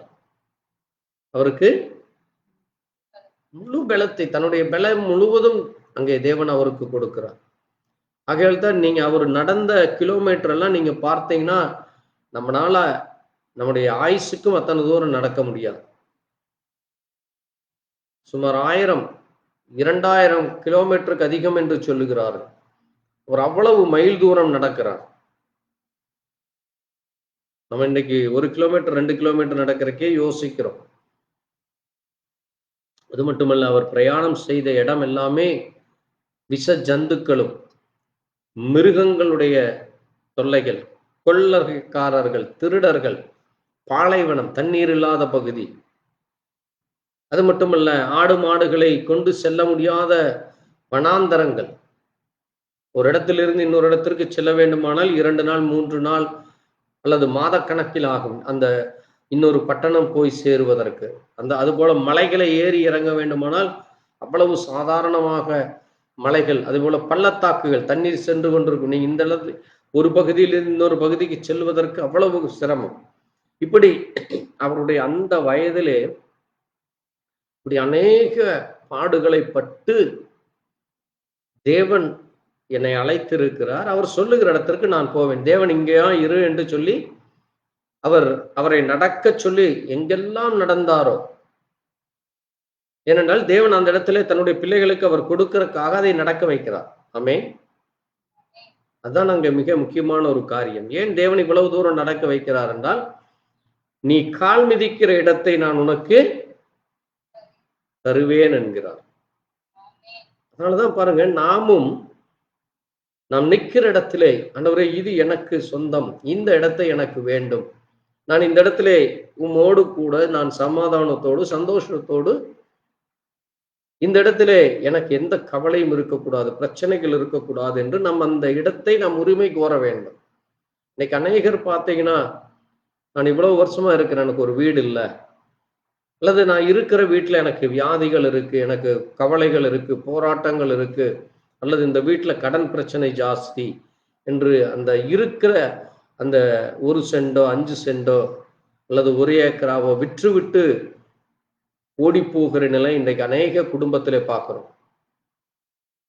ஏக்கரா கணக்கில் வச்சிருப்பாங்க தாய் தகப்பன், மகன் முழுவதும் அழித்து போடுவான், அல்லது பேர பிள்ளைகள் அதை முற்றிலும் அழித்து போடுவார்கள். இன்னைக்கு எல்லா சந்ததியும் இப்படி போய்கொண்டிருக்கிறது. வேதம் அதை குறித்து சொல்லுகிற பொழுது அது மனிதனால் வருகிற ஒரு சாபமாக இருக்கிறது. மனிதன் செய்கிற தவறினாலே அந்த சாபம் அந்த இடத்திலே நிலைத்து நிற்கிறது. அதனால்தான் தேவன் என்ன செய்கிறார், தன்னுடைய பிள்ளைகளுக்கு சாபத்திலிருந்து, பாவத்திலிருந்து தேவனுக்கு பயப்படுகிற பயத்தை அவர் கொடுக்க விரும்புகிறார். ஆமென். நீங்க தேவனுக்கு பயப்பட்டு தேவனுக்கு கீழ்ப்படிந்து நடக்கிறப்போ உங்களுக்கு வாதை அணுகாது, உங்களுக்கு ஒரு சாபம் இராதுங்கிறது வேதம். இப்ப நம்ம எல்லாவற்றையும் அனுபவிக்கத்தான் தேவன் இந்த பூமியை நமக்கு கொடுத்திருக்கிறார்.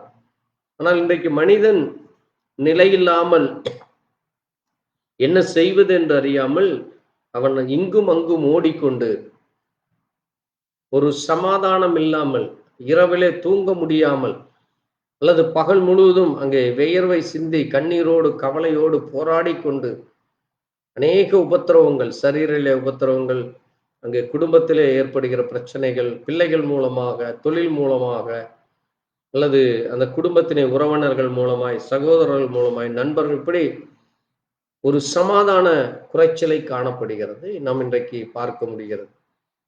ஆனால் இங்கே ஆபிரகாமுடைய வாழ்க்கையை நம்ம பார்க்கிற பொழுது, ஆபிரகாமை 75 வயதிலே அழைக்கிறார். ஆபிரகாமுக்கு 99 வயதாகிறப்ப ஆண்டவர் சொல்றாரு, நீ இவ்வளவு வருஷம் நடந்து நீ வந்தாய், நான் இனி உனக்கு என்ன கொடுக்க போகிறேன், ஒரு மகனை நான் கொடுக்க போகிறேன், அந்த மகன் மூலமாக உன்னுடைய சந்ததி பெருகும், அது மட்டுமல்ல அந்த சந்ததி மூலமாக நீ நடந்த இடத்தை உன்னுடைய சந்ததியார்கள் அந்த இடத்தை முழுவதும் சுதந்திரித்துக் கொள்வார்கள் என்று ஒரு வாக்குத்தத்தம் கொடுக்கிறார்.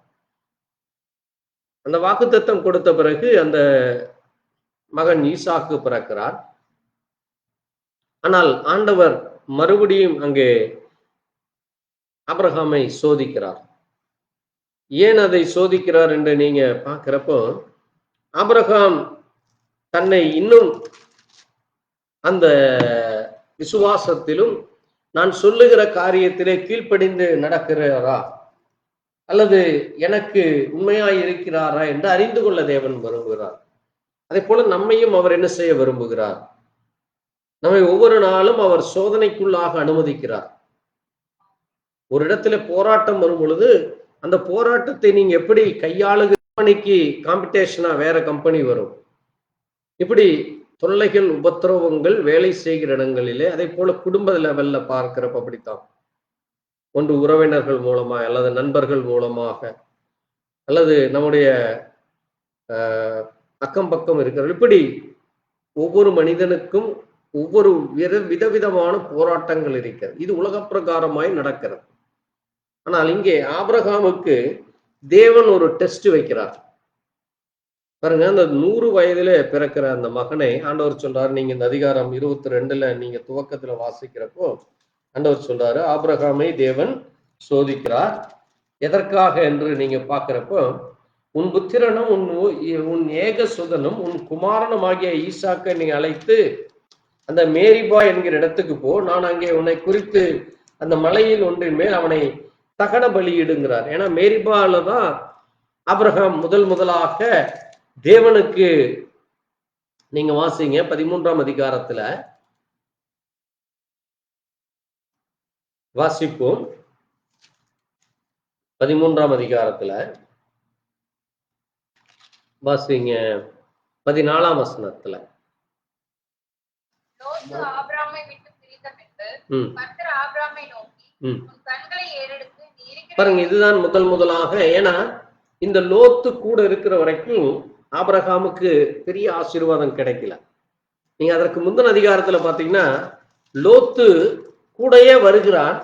ஆனா அவனுடைய எண்ணங்கள், அவனுடைய சிந்தனைகள் வேறு விதமாக இருக்கிறது. இதுதான் நிறைய குடும்பங்களை நீங்க பாக்குறப்போ, நம்முடைய உறவினர்களாக, நண்பர்களாக, மிக நெருங்கின சொந்த பந்தங்களாக, இப்ப லோத்து யார் என்று நமக்கு தெரியும். ஆபிரகாமுடைய சகோதரனுடைய மகன் இவன். ஆபிரகாமுடைய சகோதரனுடைய மகன் தான் இந்த லோத்து. இந்த லோத்து இங்கே புறப்படும் பொழுது இவரும் கூட கிளம்பி வர்றாரு. நானும் வர்றேன்னு சொல்லி ஆண்டவர் வந்து ஆபிரகாமைத்தான் கூப்பிடுறாரு. ஆனா இந்த லோத்து நானும் கூட வருகிறேன்னு சொல்லி புறப்பட்டாச்சு. ஏன்னா இவருக்கு தம்பி பையன், சரி வேற வழி இல்லை. ஏன்னா இவருக்கும் குழந்தை இல்லை, இவருக்கும் 75 வயசு. சரி, என்னுடைய மகன் மாலைத்தான நீ இருக்கிற, நீயும் கூட வாங்குற. ஆனால் இவன் கூட வந்து இவன் கொடுக்கிற தொல்லைகள் இவனோடு கூட, நீங்க 8ஆம் வசனத்துல வாசித்தீங்கன்னா 13:8 ஆபிரகாம், அங்க 7ஆம் வசனத்துல நீங்க வாசித்தீங்கன்னா தெரியும், ஆபிரகாமுடைய மந்தை மேய்ப்பரும் லோத்துடைய மந்தை மேய்ப்பர்களுக்கும் வாக்குவாதம் உண்டாகிறது. அந்த காலத்துல அந்த இடத்துல கானானியரும் பெரிசியரும் இருக்கிற இடம் அது. அப்போ ஆபிரகாம் சொல்றாரு, எனக்கு உனக்கு சண்டை வேண்டாம்ப்பா, இந்த தேசம் பெருசா இருக்குது, அதனால நீ என்ன செய்ய, நீ பிரிஞ்சு போயிரு. நீ இடதுபுறம் போனா நான் வலதுபுறம் போறேன், இல்லை நீ வலதுபுறம் போனா நான் இடதுபுறம் போறேன்னு சொல்லி சொல்றப்ப, அப்ப லோத்து என்ன செய்கிறார்? அப்படி பாக்குறப்ப அந்த சோதோம் குமாராவை பாக்குறார். அந்த சோதோம் குமாரா சமபூமியா இருக்கு. பாருங்க, இன்றைக்கு அநேகர் அதைத்தான் செய்கிற தவறு. பார்க்கறதுக்கு நல்லா அருமையா, ரொம்ப டீசெண்டா இருக்கு, நல்லா அழகா இருக்குன்னு சொல்லி அங்க கண் பார்வையில போய் ஒவ்வொரு இடங்கள்ல போய் விழுந்து விடுவாங்க. ஆனா அங்க முடிவுல நீங்க பாத்தீங்கன்னா அந்த பட்டணத்தை தேவன் அழித்து விட்டார். ஆனால் ஆபிரகாம் சென்ற இடம் மேடும் பள்ளமும் பள்ளத்தாக்குகளும் வனாந்தரங்களும் பாலைவனத்துல நடக்கிறார். ஆமேன். அதுதான் தேவனுடைய பிள்ளைகளுக்கும் ஆண்டவர் நமக்கு வச்சிருக்கார். இங்க நம்ம அழகா இருக்கு, இங்க சந்தோஷமா இருக்கு, இங்க நல்லா இருக்கு, இங்க ஜனங்கள் இருக்கிறாங்க, நல்ல கூட்டமா இருக்கிறாங்கன்னு சொல்லி நம்ம போற இடம் அது நம்மை சாபத்தை கொண்டு வந்து விடும். தேவன் அழைக்கிற இடத்திலே தேவன் சொன்னபடி நாம் செய்கிற பொழுது தேவன் நம்மோடு கூட இருந்து நமக்கு எல்லா ஆசீர்வாதங்களையும் அவர் கொடுக்க விரும்புகிறார். இங்க ஆண்டவர் ஆபிரகாமை பார்த்து சொல்றாரு, நீ உன் கண்களை ஏறெடுத்து நீ இருக்கிற இடத்துல இருந்து வடக்கேயும் தெற்கேயும் கிழக்கு மேற்கும் பாரு, நீ பார்க்கிற இந்த பூமியை நான் உனக்கும் உன் சந்ததிக்கும் கொடுப்பேன். உன் சந்ததி பூமியின் தூளை போல பெருகுவார்கள்.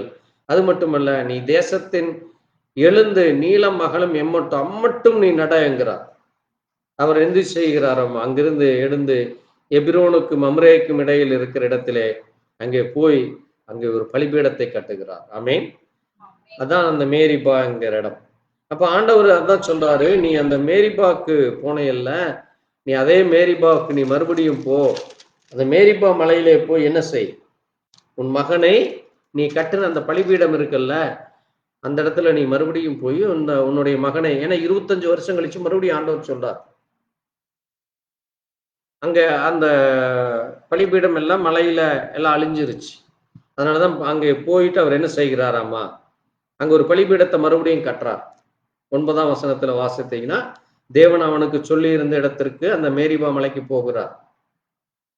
இப்ப போய் அவர் என்ன செய்கிறார் பாருங்க, மகனை கூட்டி கொண்டு போறப்ப மகன் கேட்கிற, அப்படி அப்பா அங்க நெருப்பும் இருக்கு கட்டையும் இருக்கு, ஆட்டுக்குட்டி எங்கே என்று கேட்கிறார். ஆமேன்.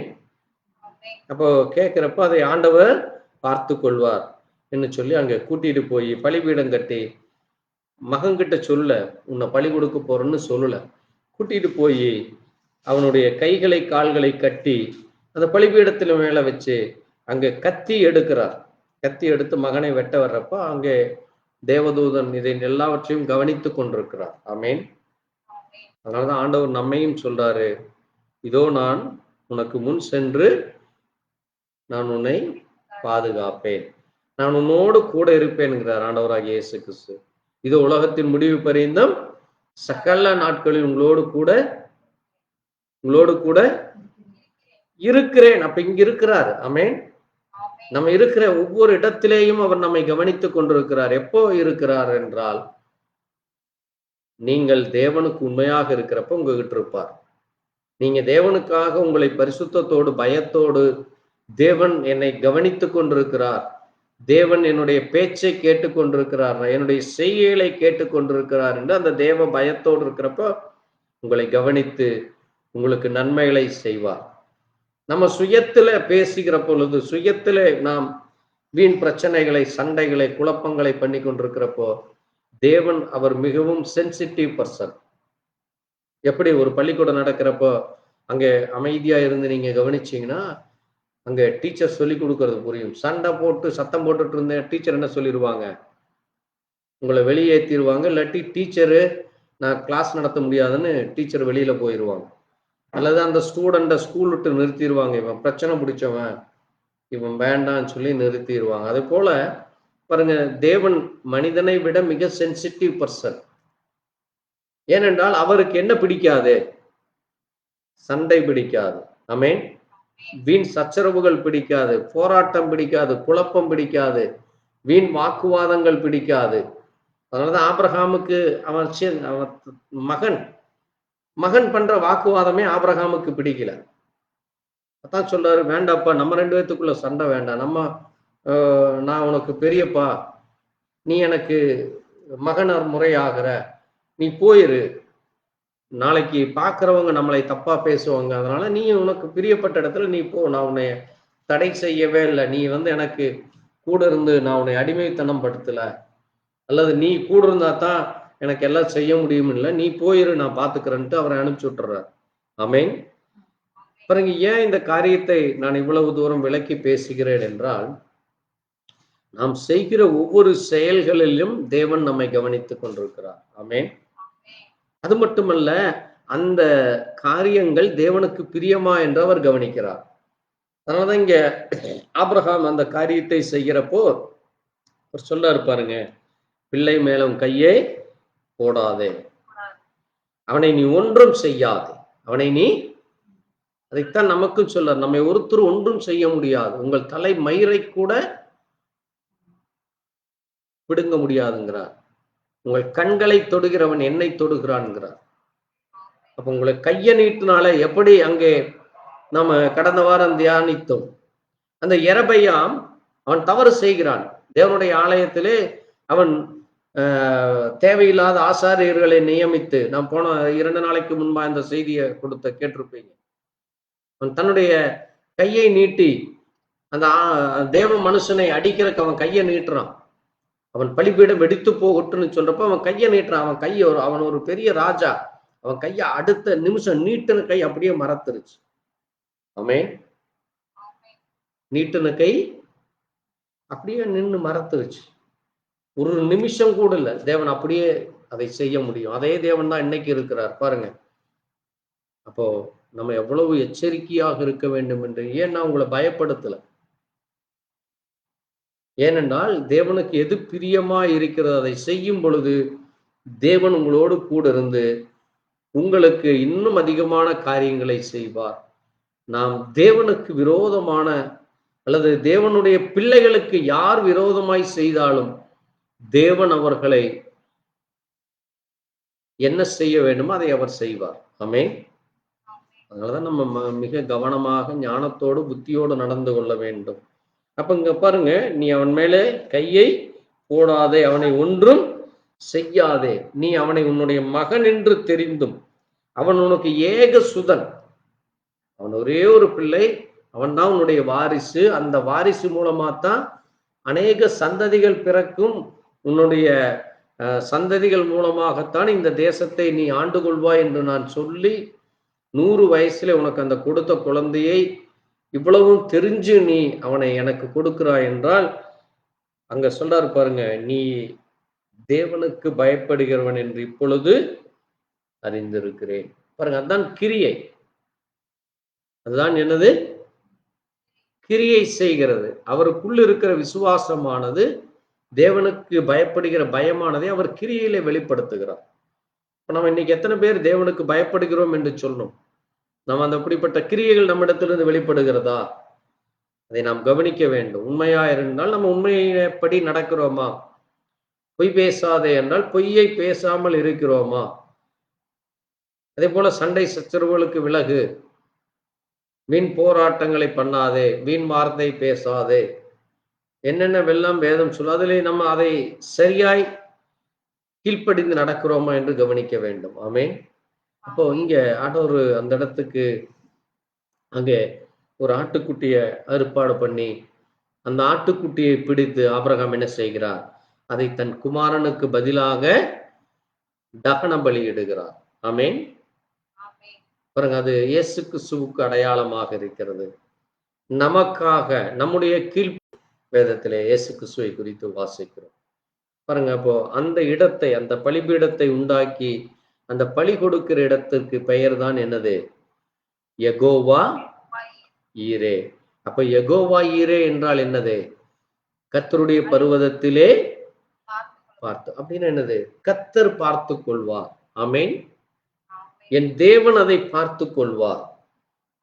அந்த இடம், அவர் நிற்கிற இடம், தேவன் பார்த்து கொண்டிருக்கிற இடம். என்ன வேண்டுமோ அதை பார்த்து கொள்வார். பாருங்க, அந்த இடத்துல ஒரு ஆட்டுக்கடா அங்க சிக்க வேண்டிய அவசியமே இல்லை. ஆனால் தேவன் அதை முன்னதாகவே ஆயத்தம் பண்ணி அந்த ஆட்டை அங்க கொண்டு வர்றார். ஆடுகள் பொதுவாகவே குரூப்பா இருக்கும். நீங்க எந்த இடத்துல போய் பார்த்தாலும் ஆடுகள் ஒரு 10 ஆடு 20 ஆடு அங்கே கூட்டமாகத்தான் இருக்கும். ஆனால் இந்த ஒரு ஆடு பாருங்க, அங்க வாசித்தீங்கன்னா, இதோ பின்னாக புதரே தன் கொம்புகள் சிக்கி கொண்டிருந்த ஒரு ஆட்டுக்கடாவை காண்கிறார். அது வரைக்கும் அந்த ஆடு அங்க வரல. இந்த காரியங்கள் நடக்கிற வரைக்கும் ஆடு வரல. அங்க தேவதூதன் இறங்கி, ஆமென், தேவதூதன் இறங்கி இங்கே இவர்கள் 2 பேரும் பேசும் பொழுது அந்த ஆடு கரெக்டா அந்த இடத்துல அந்த கொம்பு சிக்கிருச்சு.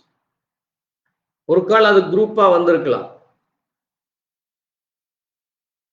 அப்போ தேவன் நமக்காக எல்லாவற்றையும் ஆயத்தம் பண்ணி வைத்திருக்கிறார். ஆமென். அதைத்தான் வேதம் சொல்லுகிறது. தேவன் நமக்காய் ஆயத்தம் பண்ணினவர்களை கண் காணவும் இல்லை, காதுகள் கேட்கவும் இல்லை. ஆமென்.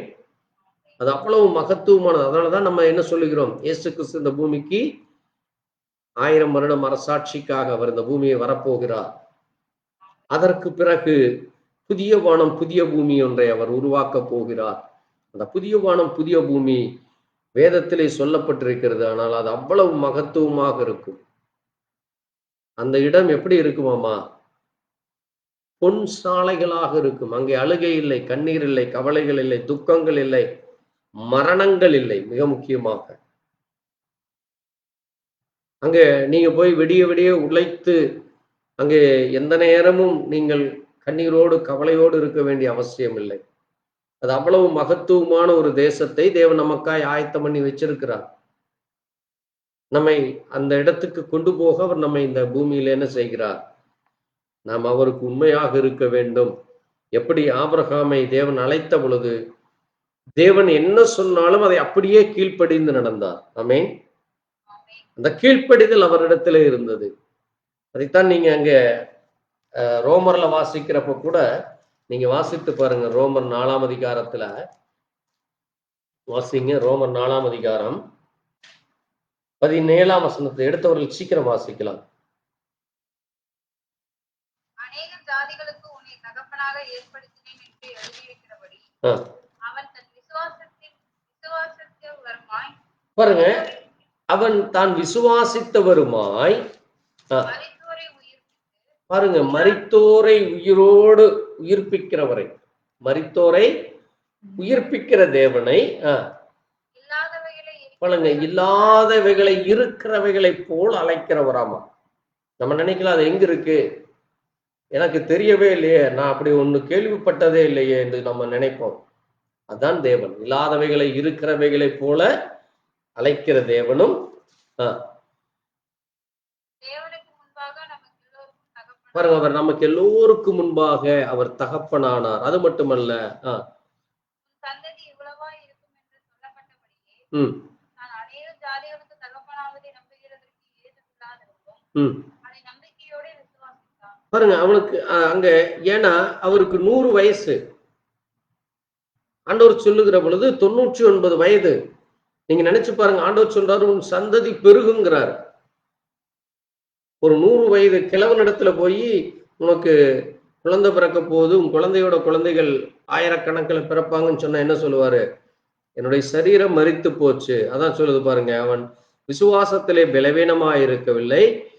ஏறக்குறைய 100 வயதா இருக்கும் பொழுது தன் சரீரம் செத்து போச்சு. அந்த சரீரத்துல ஒண்ணுமே இல்லை.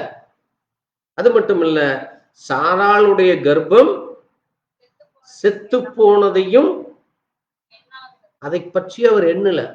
அதுதான் மிக முக்கியமான காரியம். இன்னைக்கு நம்ம என்ன செய்கிறோம்? ஒரு பிரச்சனை என்று வர்றப்போ அந்த பிரச்சனையை போட்டு நம்ம அதையே மனசுல போட்டு திங்க் பண்ணி கொண்டே இருக்கிறோம். இது இப்படி நடக்குமா, அது அப்படி ஆகுமா, இது இப்படி போய் முடியுமா, அப்படி போயிட்டு இருக்குமா என்று சொல்லி அதை குறித்து ஒரு பயம், ஒரு நடுக்கம், ஒரு கலக்கத்தோடு இருக்கிறோம். இல்லையே, அதெல்லாம் இருந்தா தானே இது நடக்கும், இல்லை இது இருந்தா தானே அது ஆகும், இல்லை இதுக்கு இது வேணுமே, அதுக்கு அது வேணுமே என்றும் நம்ம மனித சிந்தனையிலே சிந்தித்துக் கொண்டிருக்கிறோம். ஆனால் ஆபிரகாம் பாருங்க, ஏன் ஒரு விசுவாச தகப்பன் என்று சொல்லப்படுகிறார் என்றால் அவருடைய சரீரமும் செத்து போச்சு. அவருடைய மனைவியுடைய அந்த கர்ப்பம், அந்த கர்ப்பப்பை தான் குழந்தைகளை பெற்றெடுக்கிறதுக்கு ஒரு பாத்திரம். அது ஒரு டியூப் ஃபார்மில் இருக்கும். அதுவுமே என்னாச்சு? அதுவும் செத்து போச்சு. அந்த இரண்டுமே இல்லை. ஆனால் அதை குறித்து அவர் எண்ணாது இருந்தார். ஆமென். ஏனென்றால் தேவனுடைய வாக்குத்தத்தத்தை குறித்து 20ஆம் வசனத்துல வாசிங்க. தேவனுடைய வாக்குத்தத்தை அவிசுவாசம் இல்லை. பாருங்க, 19ஆம் வசனத்துல விசுவாசத்தை பலவீனமாய் இருக்கவில்லையாமா. ஏறக்குறைய 100 வயதாய் அங்கே சரீரம் செத்து போனதையும் சாராளுடைய கர்ப்பம் செத்து போனதையும் எண்ணாது இருக்கிறார். ரோமர் 4:19 தேவனுடைய வாக்குத்தத்தை குறித்து அவன் அவிசுவாசமாய் சந்தேகப்படாமல் தேவன் வாக்குத்தத்தம் பண்ணி நிறைவேற்ற வல்லவராய் இருக்கிறார் என்று முழு நிச்சயமாய் நம்பி தேவனை மகிமைப்படுத்தி விசுவாசத்திலே வல்லவரானார். ஆமென். அதுதான் அவருக்கு நீதியாக எண்ணப்பட்டது. ஆமென். அப்போ ஒரு மனிதனுக்கு நீதி என்பது என்னது, உண்மை என்பது என்ன? நீங்க தேவன் மேலே வைக்கிற அந்த விசுவாசம். அது மட்டுமல்ல, அந்த விசுவாசம் என்றால் மனிதன் பார்க்கிற யோசிக்கிற காரியமே அல்ல. தான் இல்லாதவைகளை இருக்கிறவைகளை போல அழைக்கிறது. நம்ம நினைக்கலாம், ஒரு கால் ஒருத்தருக்கு கேன்சர் இருக்குது, அல்லது ஒருத்தருக்கு ஒரு கடுமையான வியாதி, டாக்டர் சொல்லி இது இன்றைக்கே அவர் இறந்து விடுவார், அல்லது இன்னும் ஒரு 6 மாசம் இருக்கு, அல்லது இந்த சரீரத்தில் இந்த பிரச்சனைகள் இருக்கு, இது உங்களுக்கு ஒரு எக்ஸாம்பிளுக்கு சொன்ன ஒரு சுகர் பேஷண்ட். இன்னைக்கு டாக்டர்கள் சொல்றது சுகர் பேஷண்ட்னா அவர் மரணம் வரைக்கும் சுகர் இருக்கத்தான் செய்யும். அதே போல ஒரு ஆஸ்துமா வந்தா அது இருக்கத்தான் செய்யும். கிட்னி ப்ராப்ளம்னா அது ஃபங்க்ஷன் ஆகாது. ஹார்ட் ப்ராப்ளம்னா அது அப்படித்தான் இருக்கும். இதெல்லாம் மருத்துவர்கள் சொல்வது.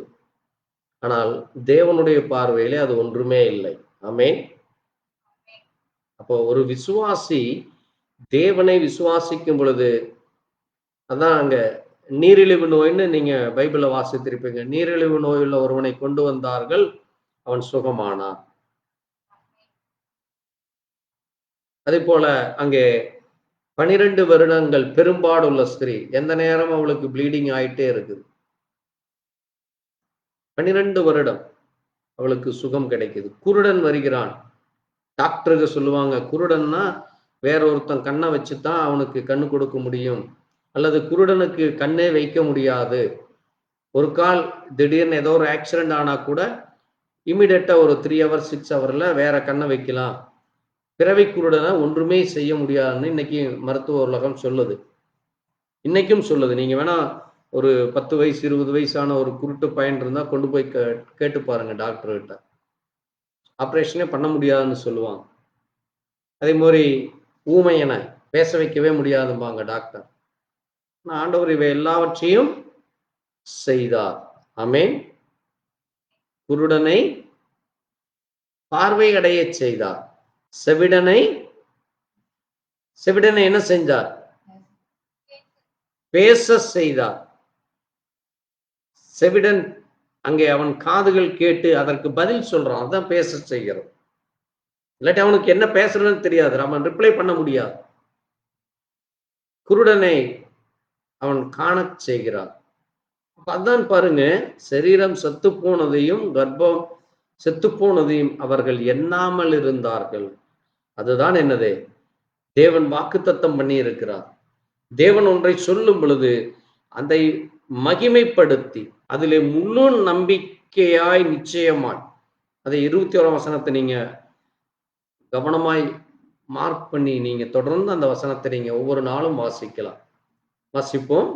தேவன் வாக்குத்தத்தம் பண்ணினதை நிறைவேற்ற, நம்ம எல்லாரும் சொல்லலாம், தேவன் வாக்குத்தத்தம் பண்ணினதை நிறைவேற்ற வல்லவராய் இருக்கிறார் என்று முழு நிச்சயமாய் நம்பி தேவனை மகிமைப்படுத்தி விசுவாசத்தில் வல்லவனானான். ஆகையால் அது அவனுக்கு நீதியாக எண்ணப்பட்டது. ஆமென். அப்ப இதுதான் தேவனுடைய பிள்ளைகளுக்கு தேவன் கொடுக்கிற கிருபை. அதைத்தான் அங்கே 5ஆம் அதிகாரம் 8ஆம் வசனம் ரோமர் 5:8 சொல்லுது பாருங்க. நாம் பாவிகளாய் இருக்கையில் கிறிஸ்து நமக்காக மரித்ததினாலே தேவன் நம்மேல் வைத்த தமது அன்பை விளங்க பண்ணினார். அப்போ நம்ம பாவிகளாக இருந்தோம் ஒரு காலத்துல. இன்றைக்கு நாம் பாவிகள் அல்ல. யார் பாவிகள் அல்ல? தேவனை விசுவாசித்து தேவனிடத்திலே நாம் முழு நம்பிக்கை வைத்து, இயேசு எனக்காய் மரித்தார், அவருடைய இரத்தம் என்னை சுத்திகரித்தது, அவர் இரத்தம் என்னை கழுவினது என்று அறிக்கை இடுகிறோம். ஆமென். அந்த அறிக்கை செய்து நம்ம ஞான ஸ்நானத்திலே அதை தேவனோடு கூட ஒப்புரவாகிறோம். இப்ப நம்ம என்ன ஆகிறோம்? நம்ம பாவிகள் அல்ல. தேவன் நம்மை பரிசுத்தப்படுத்தி இருக்கிறார். அவருடைய இரத்தத்திலே கழுவப்பட்டு இப்ப நம்ம பரிசுத்தவான்களாக இருக்கிறோம். ஆமென். அதான் தேவன் நம்மேல் வைத்த அந்த அன்பு. அப்போ தேவன் பாருங்க, இங்க அவர் எப்படிப்பட்டவராக இருக்கிறாராமா? யெகோவா ஈராக எல்லாவற்றையும் பார்த்து கொண்டிருக்கிறார். அப்போ இன்னும் ஒரு 6-7 பேரை நான் சொல்லுகிறேன், கவனமாய் குறித்துக் கொள்ளுங்கள். முதல் பெயர் யெகோவா என்பதற்கு பார்த்து கொள்வார். இன்னொன்று யெகோவா ஈரே. யெகோவா ஈரே என்றால் கர்த்தர் ஒரு பலியை நமக்காக ஆயத்தம் பண்ணினார். ஆமென். கர்த்தர் ஒரு பலியை ஆயத்தம் என்பது. அடுத்தது யெகோவா ரஃபா. யெகோவா ரஃபா, நம்மை சுகமாக்குகிற கர்த்தர். ஆமென். யெகோவா ரஃபா என்றால் நம்மை சுகமாக்குகிற கர்த்தர். யெகோவா ஷாலோம் என்றால் கர்த்தர் நம்முடைய சமாதானம். யெகோவா ரோஹி என்றால் கர்த்தர் நம்முடைய மேய்ப்பர், கர்த்தர் நம்முடைய நீதிபரர். யெகோவா ஷாம் என்றால் கர்த்தர் பிரசன்னமாயிருக்கிறார். யெகோவா ஷாலோம் என்றால், ஷாம் வேறு ஷாலோம் வேறு. ஷாலோம் என்றால் கர்த்தர் நம்முடைய சமாதானம், நம்முடைய சமாதானத்தின் தேவர் அவர். இப்படி தேவனுக்கு 7 விதமான பெயர் உண்டு.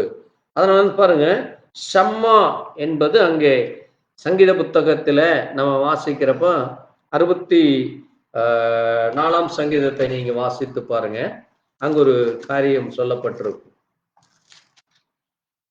வாசிக்கலாம்.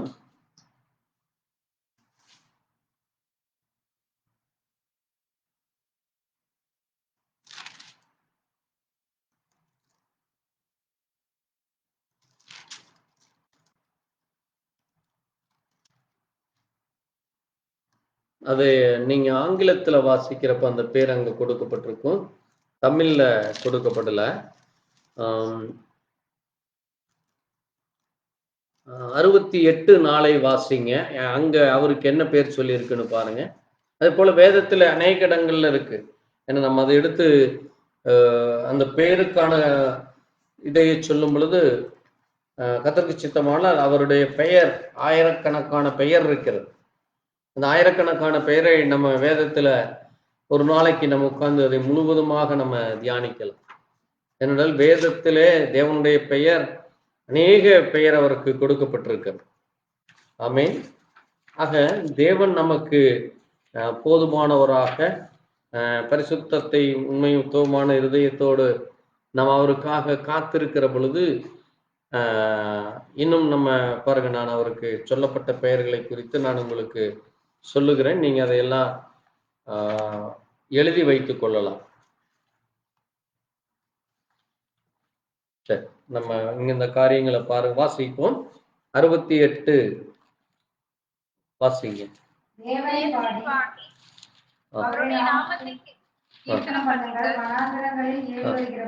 பாருங்க, வனாந்தரங்களில் ஏறி வருகிறவருக்கு வழியை ஆயத்தப்படுத்துங்கள். பாருங்க, அவர் யாராமா? யெகோவா. அவர் யார்? அவரு யெகோவா தேவன். அதனாலதான் இன்னைக்கும் பழைய ஏற்பாட்டுல அங்கே அவரை யெகோவா என்று சொல்வார்கள். இன்னைக்கும் கூட நீங்க யெகோவா குரூப் ஒன்று இருக்கு, அவர்கள் யெகோவா குரூப்னு சொல்லுவாங்க. ஏன்னா அவர்கள் முழுவதும் சொல்லுவது இயேசு கிறிஸ்து அவர் தேவன் அல்ல, அவர் ஒரு குமாரன். யெகோவா தான் தேவன், யெகோவாவிலே அனுப்பப்பட்டவர் தான் இயேசு கிறிஸ்து. அவர் ஒரு குமாரன் என்கிற ஸ்தானத்துல தான் அவரை வச்சிருப்பாங்க. அது மட்டுமல்ல, அந்த யெகோவா குரூப்பு 1000 வருஷம் அரசாட்சி இன்றைக்கு துவங்கி அந்த 1000 வருஷ அரசாட்சியில நாம் இருந்து கொண்டிருக்கிறோம் என்று சொல்வார்கள். ஆனால் வேதம் நமக்கு தெளிவாக சொல்லுகிறது, 1000 வருஷ அரசாட்சியிலே அங்க என்ன உண்டு? அங்கே சந்தோஷம், சமாதானம் இருக்கும், அங்கே அழுகை இருக்காது. ஏன்னா அந்த 1000 வருஷம் பிசாசானவன் கட்டி போடப்பட்டிருக்கிறான். ஆமென்.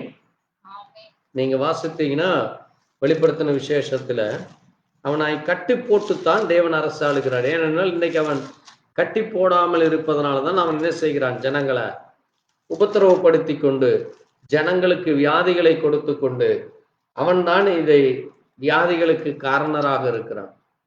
அவன் தான் ஜனங்களை தொல்லைப்படுத்தி கொண்டிருக்கிறான். நீங்க வாசிங்க, வெளிப்படுத்தின விசேஷம் 20ஆம் அதிகாரம் 20ஆம் அதிகாரம் 1 நீங்க வாசிங்க.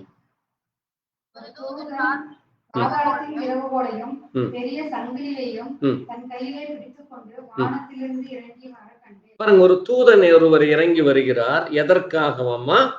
பாதாளத்தினுடைய திறவுகோலையும் பெரிய சங்கிலியும் தன் கையில பிடித்து கொண்டு வானத்திலிருந்து இறங்கி வருகிறார். இப்போ இவர் என்ன செய்கிறார் பாருங்க, அந்த தூதன் பிசாசு என்றும் சாத்தான் என்றும் சொல்லப்பட்ட பழைய பாம்பாகிய வலுசர்ப்பத்தை அவன் பிடித்து, பாருங்க, இந்த பிசாசு வலுசர்ப்பம் சாத்தான் என்று சொல்லுகிற அதை பிடித்து அதை 1000 வருஷம் அளவும் கட்டி வைத்து. எவ்வளவு வருஷம்? 1000 வருஷம். அதான் அந்த 1000 வருஷம் அரசாட்சி நேரத்துல இவனை கட்டி வச்சிருவார் ஆண்டவர்.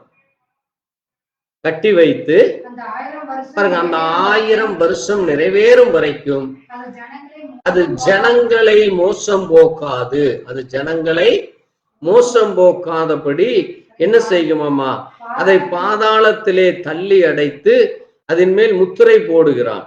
பின்பு அதற்கு பிறகு கொஞ்சம் காலம் கழித்து அதை விடுதலை செய்கிறாங்க. என்ன செய்யப்படுகிறது? 1000 வருஷம் அரசாட்சி வரைக்கும் அது கட்டி வைக்கப்படுகிறது.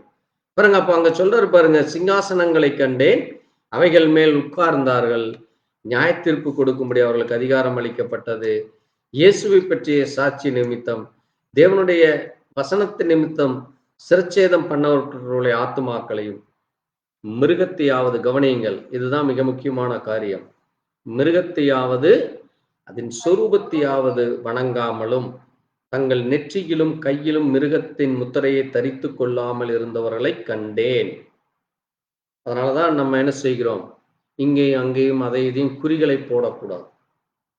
மிருகத்தின் முத்திரை அது, சொரூபத்தின் முத்திரை அது, அதை வணங்காமலும் அதை நெற்றியிலும் கையிலும் அடையாளமாக கட்டிக்கொள்ளும். அதான் புறஜாதிகள் இன்னைக்கு செய்கிறாங்க. நெற்றியிலும் கையிலையும் அங்கே அதை இதையும் கட்டி கொண்டிருக்கிறதை, அங்கே அதை அடையாளமாக வைக்கிறதை நம்ம பார்க்கிறோம்.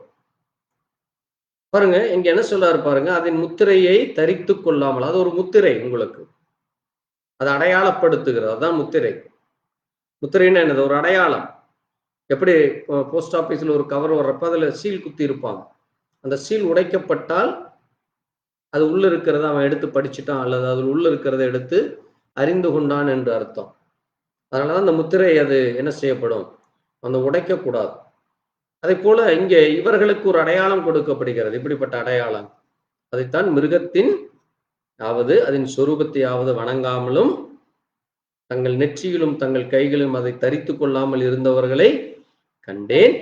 அவர்கள் உயிர்த்து கிறிஸ்துவுடனே 1000 வருஷம் அரசா. அப்ப அதனாலதான் நம்ம சொல்றோம், நம்ம 1000 வருஷ அரசாட்சிக்கு காத்து கொண்டிருக்கிறோம்.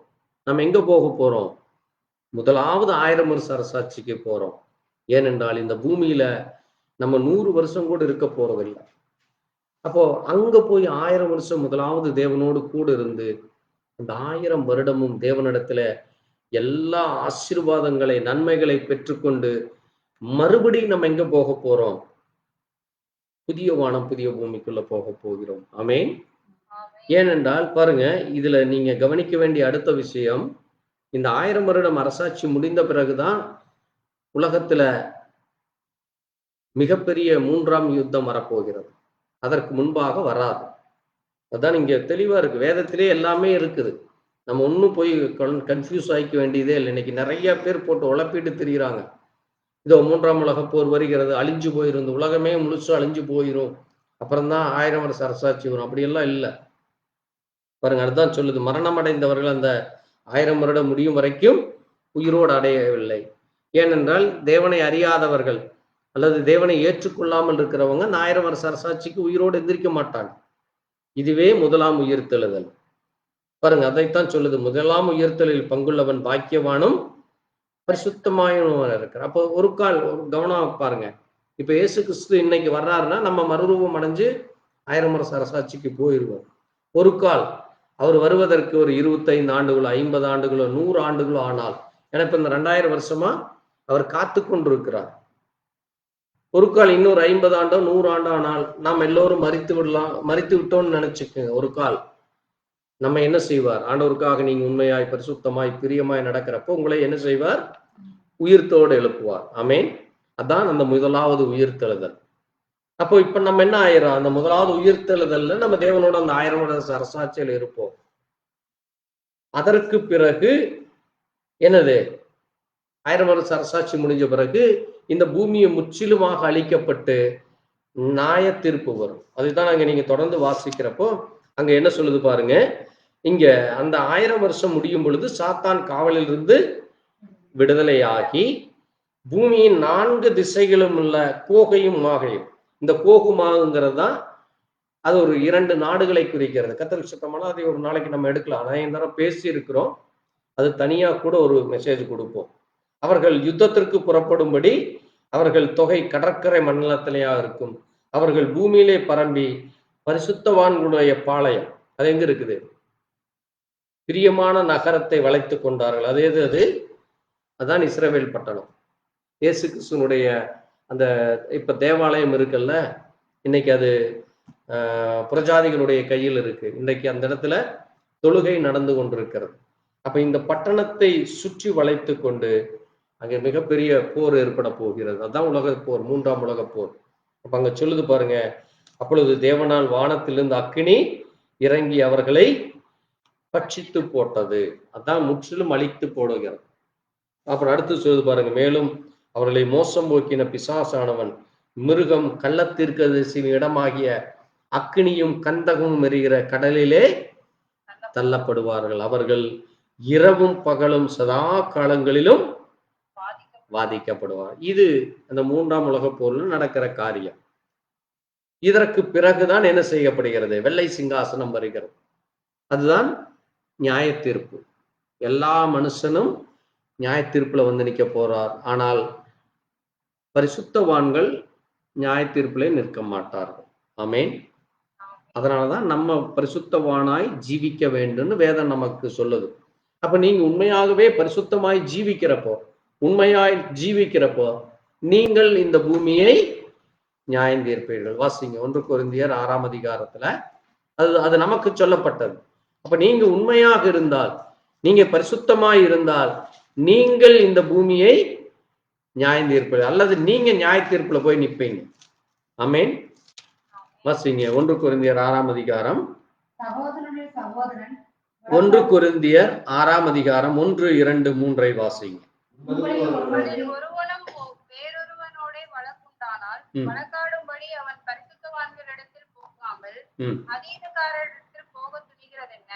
பரிசுத்தவான்கள் கவனமா கேளுங்க. பரிசுத்தவான்கள் உலகத்தை நியாயம் தீர்ப்பார்கள் என்று அறிந்திருக்கிறீர்கள். இன்னைக்கு இதை அநேகர் சொல்லுவாங்க. பரிசுத்தவான்கள் என்பது அந்த சீஷர்கள் அல்லது ஆண்டவருக்காக அந்த ஒரு உன்னதமான ஸ்தானத்தில் இருக்கிறவங்க தான் பரிசுத்தவான்கள் என்று. அப்படி வேதத்துல எங்கேயுமே இல்லை. தேவனுடைய பிள்ளைகளை பரிசுத்தாவியை பெற்றவர்கள் தான் பரிசுத்தவான்கள். ஆமென். அதுதான் நமக்கு பரிசுத்தம். அதனாலதான் நீங்க பரிசுத்தாவி உங்களுக்குள்ள இருக்கிறப்ப, பரிசுத்தாவிங்கிறது என்னது? தேவன். தேவன் உங்களுக்குள்ள இருந்தா நீங்க பொய் பேச மாட்டீங்க, திருட மாட்டீங்க, ஏமாற்ற மாட்டீங்க, ஜப சிந்தை இல்லாமல் இருக்க மாட்டீங்க, மற்றவர்களை எரிச்சல் அடைகிறதோ, மற்றவர்களை கோபப்படுத்துகிறதோ, மற்றவர்களை துன்பப்படுத்துகிறதோ, மற்றவர்களை தூஷிக்கிறதோ, மற்றவர்களை புறம் சொல்லுவதோ, மற்றவர்களை வெறுக்கிறதோ உங்களுக்குள்ள இருக்காது. ஆமென். அதுதான் உலகத்தான். அப்ப தேவன் எப்படி, இயேசு கிறிஸ்து எப்படி அவர் மற்றவர்களை நேசித்து மற்றவர்களிடத்துல அன்பு காட்டி மற்றவர்களுக்காய் பரிந்து பேசுகிறாரோ அது தேவனுடைய பிள்ளைகளுக்குள்ளும் இருக்கும். ஆமென். அதுதான் பரிசுத்தவான்கள். பாருங்க, அதைத்தான் பரிசுத்தவான்கள் உலகத்தை நியாயம் தீர்ப்பார்கள் என்று அறியீர்களா? அது அடுத்து சொல்றாரு பாருங்க, உலகம் உங்களால் நியாயம் தீர்க்கப்படுவதாக இருக்க அற்ப வழக்குகளை தீர்க்க அபாத்திரராய் இருக்கிறீர்கள். அடுத்தது பாருங்க, தேவதூதர்களையும் நியாயம் தீர்ப்போம். அது யார் அந்த தேவதூதர்கள்? இது தேவனிடத்தில் இருக்கிற தூதர்கள் அல்ல. பிசாசு ஒரு காலத்துல யாரா இருந்தான்? தேவதூதன் தான். அவன் யாரவன்? பிசாசு ஒரு காலத்துல தேவதூதன் தான். எசேக்கியேல்ல நம்ம வாசிக்கிறோம், அவன் எங்க இருந்தானாமா? ஆராதனை கூட்டத்தினுடைய தலைவன் அவன். அவன் யாரவன்? ஆராதனை கூட்டத்தினுடைய தலைவன் அவன்.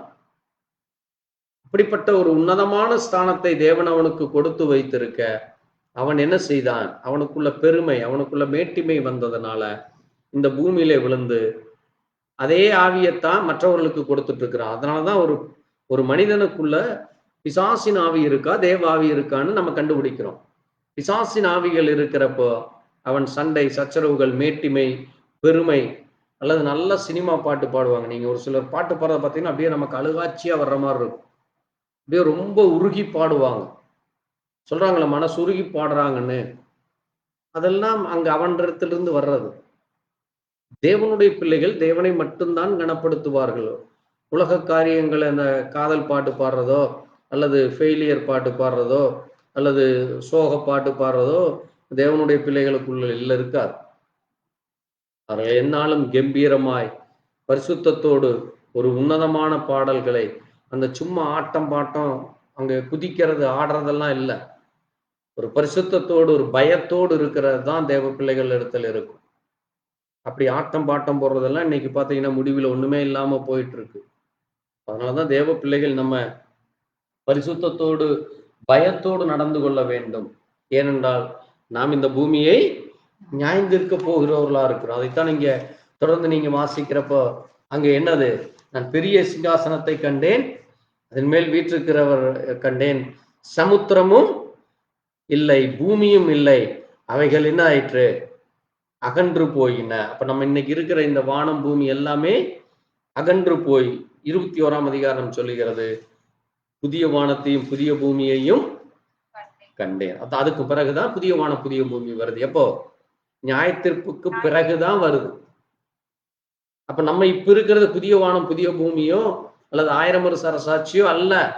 இதுதான் கள்ள போதகர்கள், இதுதான் கள்ள தீர்க்கதரிசிகள். அவர்களுக்கு நாம் எச்சரிக்கையாக இருக்க வேண்டும். ஆமென். தேவனுடைய பிள்ளைகள் வேதத்தின்படி வேதத்திலே சொல்லப்பட்ட காரியத்தை நாம் சரியாக பொருத்தி நாம் இன்னைக்கு என்ன செய்து கொண்டிருக்கிறோம் என்று அறிந்து கொள்ள வேண்டும். அதனாலதான் அங்க 20:10-14 சொல்லுது, மரணமும் பாதாளமும் அக்கினியிலே தள்ளப்பட்டது. அது 2ஆம் மரணம். ஜீவ புஸ்தகத்தில் எழுதப்படாதவனாக காணப்பட்டவன் எவனோ அவன் அக்கினி கடலிலே தள்ளப்பட்டான். அப்ப இப்ப நம்முடைய பேர் ஜீவ புஸ்தகத்தில் இருக்கிறதா இல்லையா என்று நீங்க தான் முடிவெடுத்துக்கணும். தேவன் முடிவெடுத்து வச்சிருக்காரு. ஆனால் அந்த சொன்னதை நீங்க செய்து முடிக்க வேண்டும். பாருங்க, ஒரு சில பெயர் ஜீவ புஸ்தகத்தில் எழுதியும் அது கிறுக்கப்பட்டிருக்காம. தேவ புஸ்தகத்தில் எழுதியும் அவர்கள் பெயர் கிறுக்கப்பட்டிருக்கிறதுன்னு ஆண்டவர் இயேசு கிறிஸ்துவே சொல்லியிருக்கார். வேதத்தில் இருக்கு, நீங்க வேணா கண்டுபிடிச்சு பாருங்க. ஏனென்றால் அவர்கள் கிரியைகள் தேவனுக்கு பிரியமா இல்லை.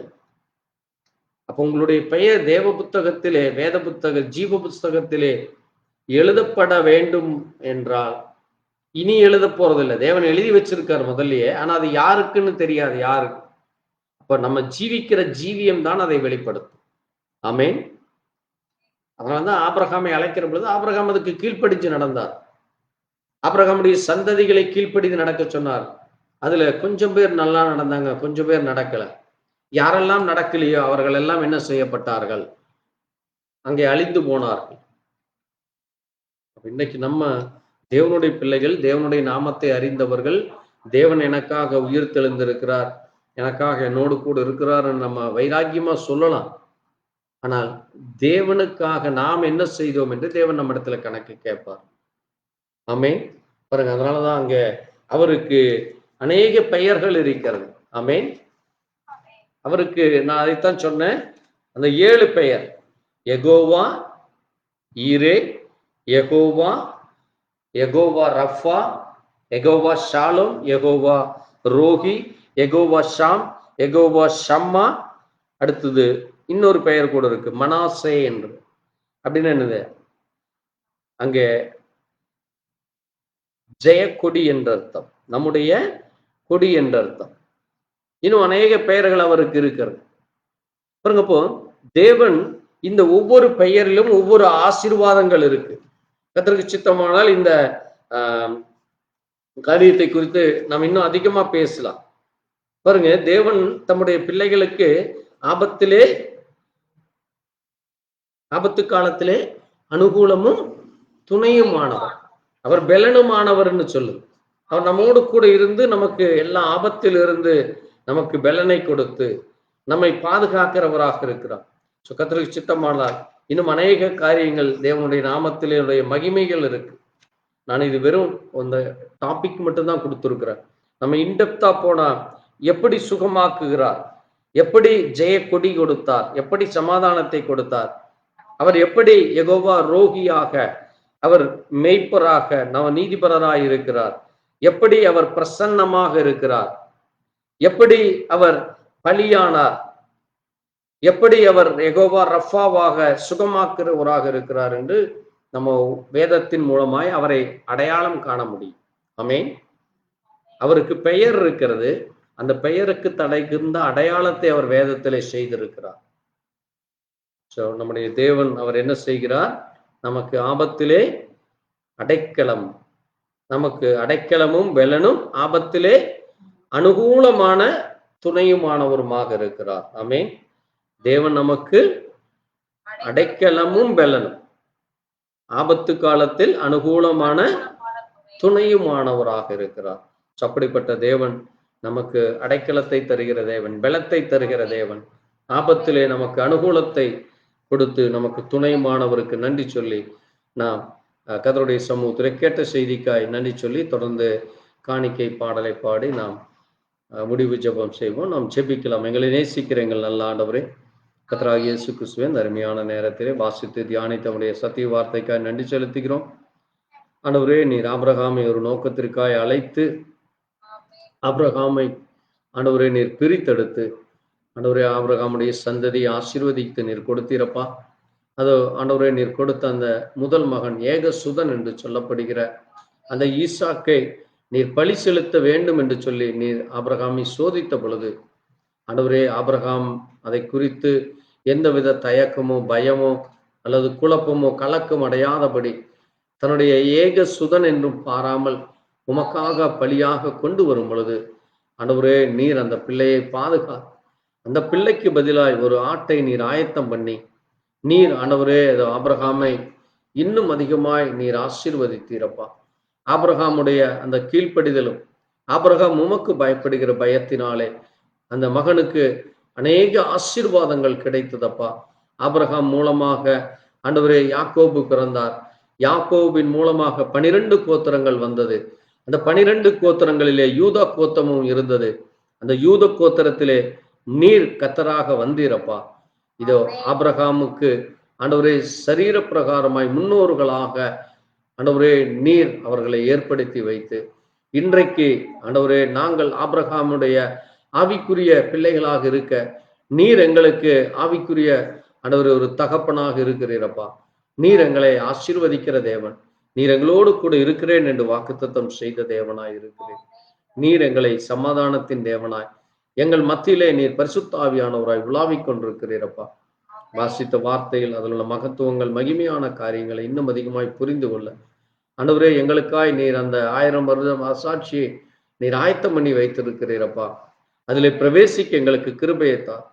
தொடர்ந்து அதன் பிறகு இருக்கிற அந்த புதிய வானம் புதிய பூமியிலே நாங்கள் என்றென்றைக்கு மோடு கூட இருக்க கிருபையைத்தார்.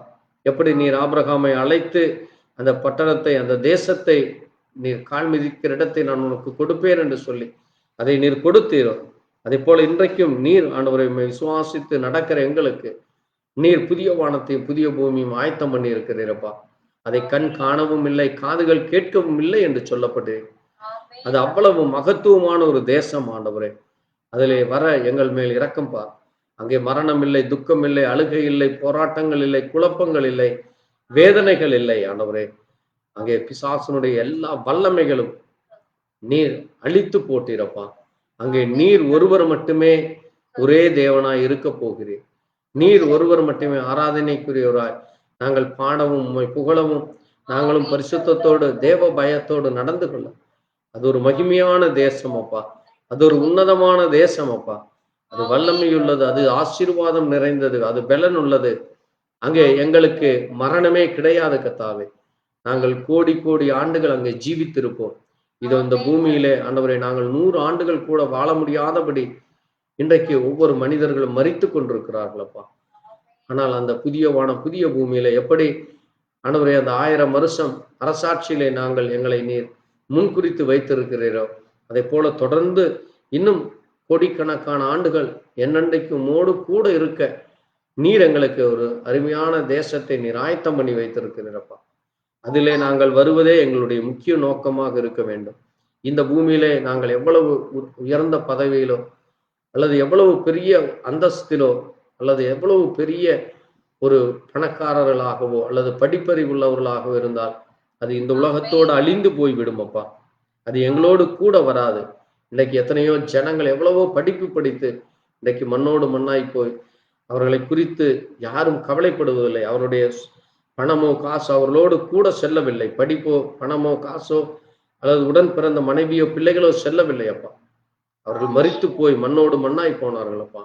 ஆனால் உம்மை விசுவாசிக்கிற விசுவாசிகள் அவர்கள் உம்மிடத்திலே வருகிறார்கள் அப்பா.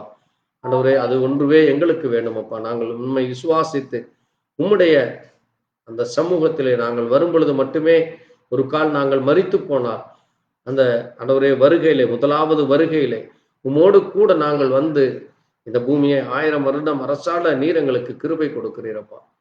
ஒரு கால் நாங்கள் மரிக்காமல் உயிரோடு இருந்தால் எங்களை நீர் மறுரூபப்படுத்த எங்களுக்கு அப்படிப்பட்ட பரிசுத்த வல்லமையை நீர் கொடுத்திருக்கிறீரப்பா. அந்த பரிசுத்த ஆவியினுடைய அடையாளத்திலே நாங்கள் ஜீவிக்கும் பொழுது மட்டுமே மறுரூபம் அடைய முடியுமானவரே. நாங்கள் பரிசுத்தத்தோடு பயத்தோடு நடக்க தேவ கிருபையைத்தான். எங்களை சுற்றி நெருக்குகிற எல்லா சண்டை சச்சரவுகள், குழப்பங்கள், போராட்டங்கள், வறுமைகள், எங்களை பலவீனப்படுத்துகிற உலக காரியங்கள் இருந்து எங்கள் ஒவ்வொருவருக்கும் நீர் பலத்தை, சுகத்தை, விடுதலையை கொடுத்து, கர்த்தர் எங்கேயோ அங்கு விடுதலை உண்டு, குமாரன் விடுதலை ஆக்கினால் விடுதலை ஆவீர்கள் என்று, சத்தியத்தை அறிவீர்கள், சத்தியம் உங்களை விடுதலையாக்கும் என்று சொல்லி எங்களுக்கு நீர் விடுதலையை கொடுத்ததற்காக நன்றி சொல்லி உடைய கரத்தில் ஒப்பு கொடுக்கிறோம். பொறுப்படுத்திக் கொள்ளும் இயேசு கிறிஸ்துவின் பரிசுத்த நாமத்திலே ஆம். நம்ம ஒரு பாடல் பாடி காணிக்க வேளை தொடர்ந்து நாம் முடிவு ஜபத்திற்குள்ளாய் செல்லலாம். நான் நிற்பதும் நிர்மூலமாகாததும் தேவ கிருபையே, நான் உயிருடன் வாழ் சுகமுடன் இருப்பதும் கிருபையே, நான் நிற்பதும் நிர்மூலமாகாததும் தேவ கிருபையே, நான் உயிருடன் வாழ் சுகமுடன் இருப்பதும் கிருபையே, கிருபையே தேவ கிருபையே, கிருபையே தேவ கிருபையே, கிருபையே தேவ கிருபையே, கிருபையே தேவ கிருபையே, காலையில் எழுவதும் கர்த்தரை துதிப்பதும், காலையில் எழுவதும் கிருபையே, மாலையில் காப்புடன் எல்லாம் வருவதும் கிருபையே, போக்கிலும் தொலைதூர பயணத்திலும் போக்கிலும் வரத்திலும் தொலைதூர பயணத்திலும் பாதம் கல்லிலே இடராமல் காப்பதும் கிருபையே, பாதம் கல்லிலே இடராமல் காப்பதும் கிருபையே, கிருபையே தேவ கிருபையே, கிருபையே தேவ கிருபையே, கண்ணீர் கவலைகளில் கஷ்ட நஷ்டங்களில் துஷ்டனின் கைக்கு விலக்கி மீட்டதும் கிருபையே, கண்ணீர் கவலைகளில் கஷ்ட நஷ்டங்களில் துஷ்டனின் கைக்கு விலக்கி மீட்டதும் கிருபையே, ஆட்சி தேற்றியே அரவணைத்திடும், ஆட்சி தேற்றியே அரவணைத்திடும் மாபெரும் கிருபையே எங்கள் தேவ கிருபையே, மாபெரும் கிருபையே எங்கள் தேவ கிருபையே, கிருபையே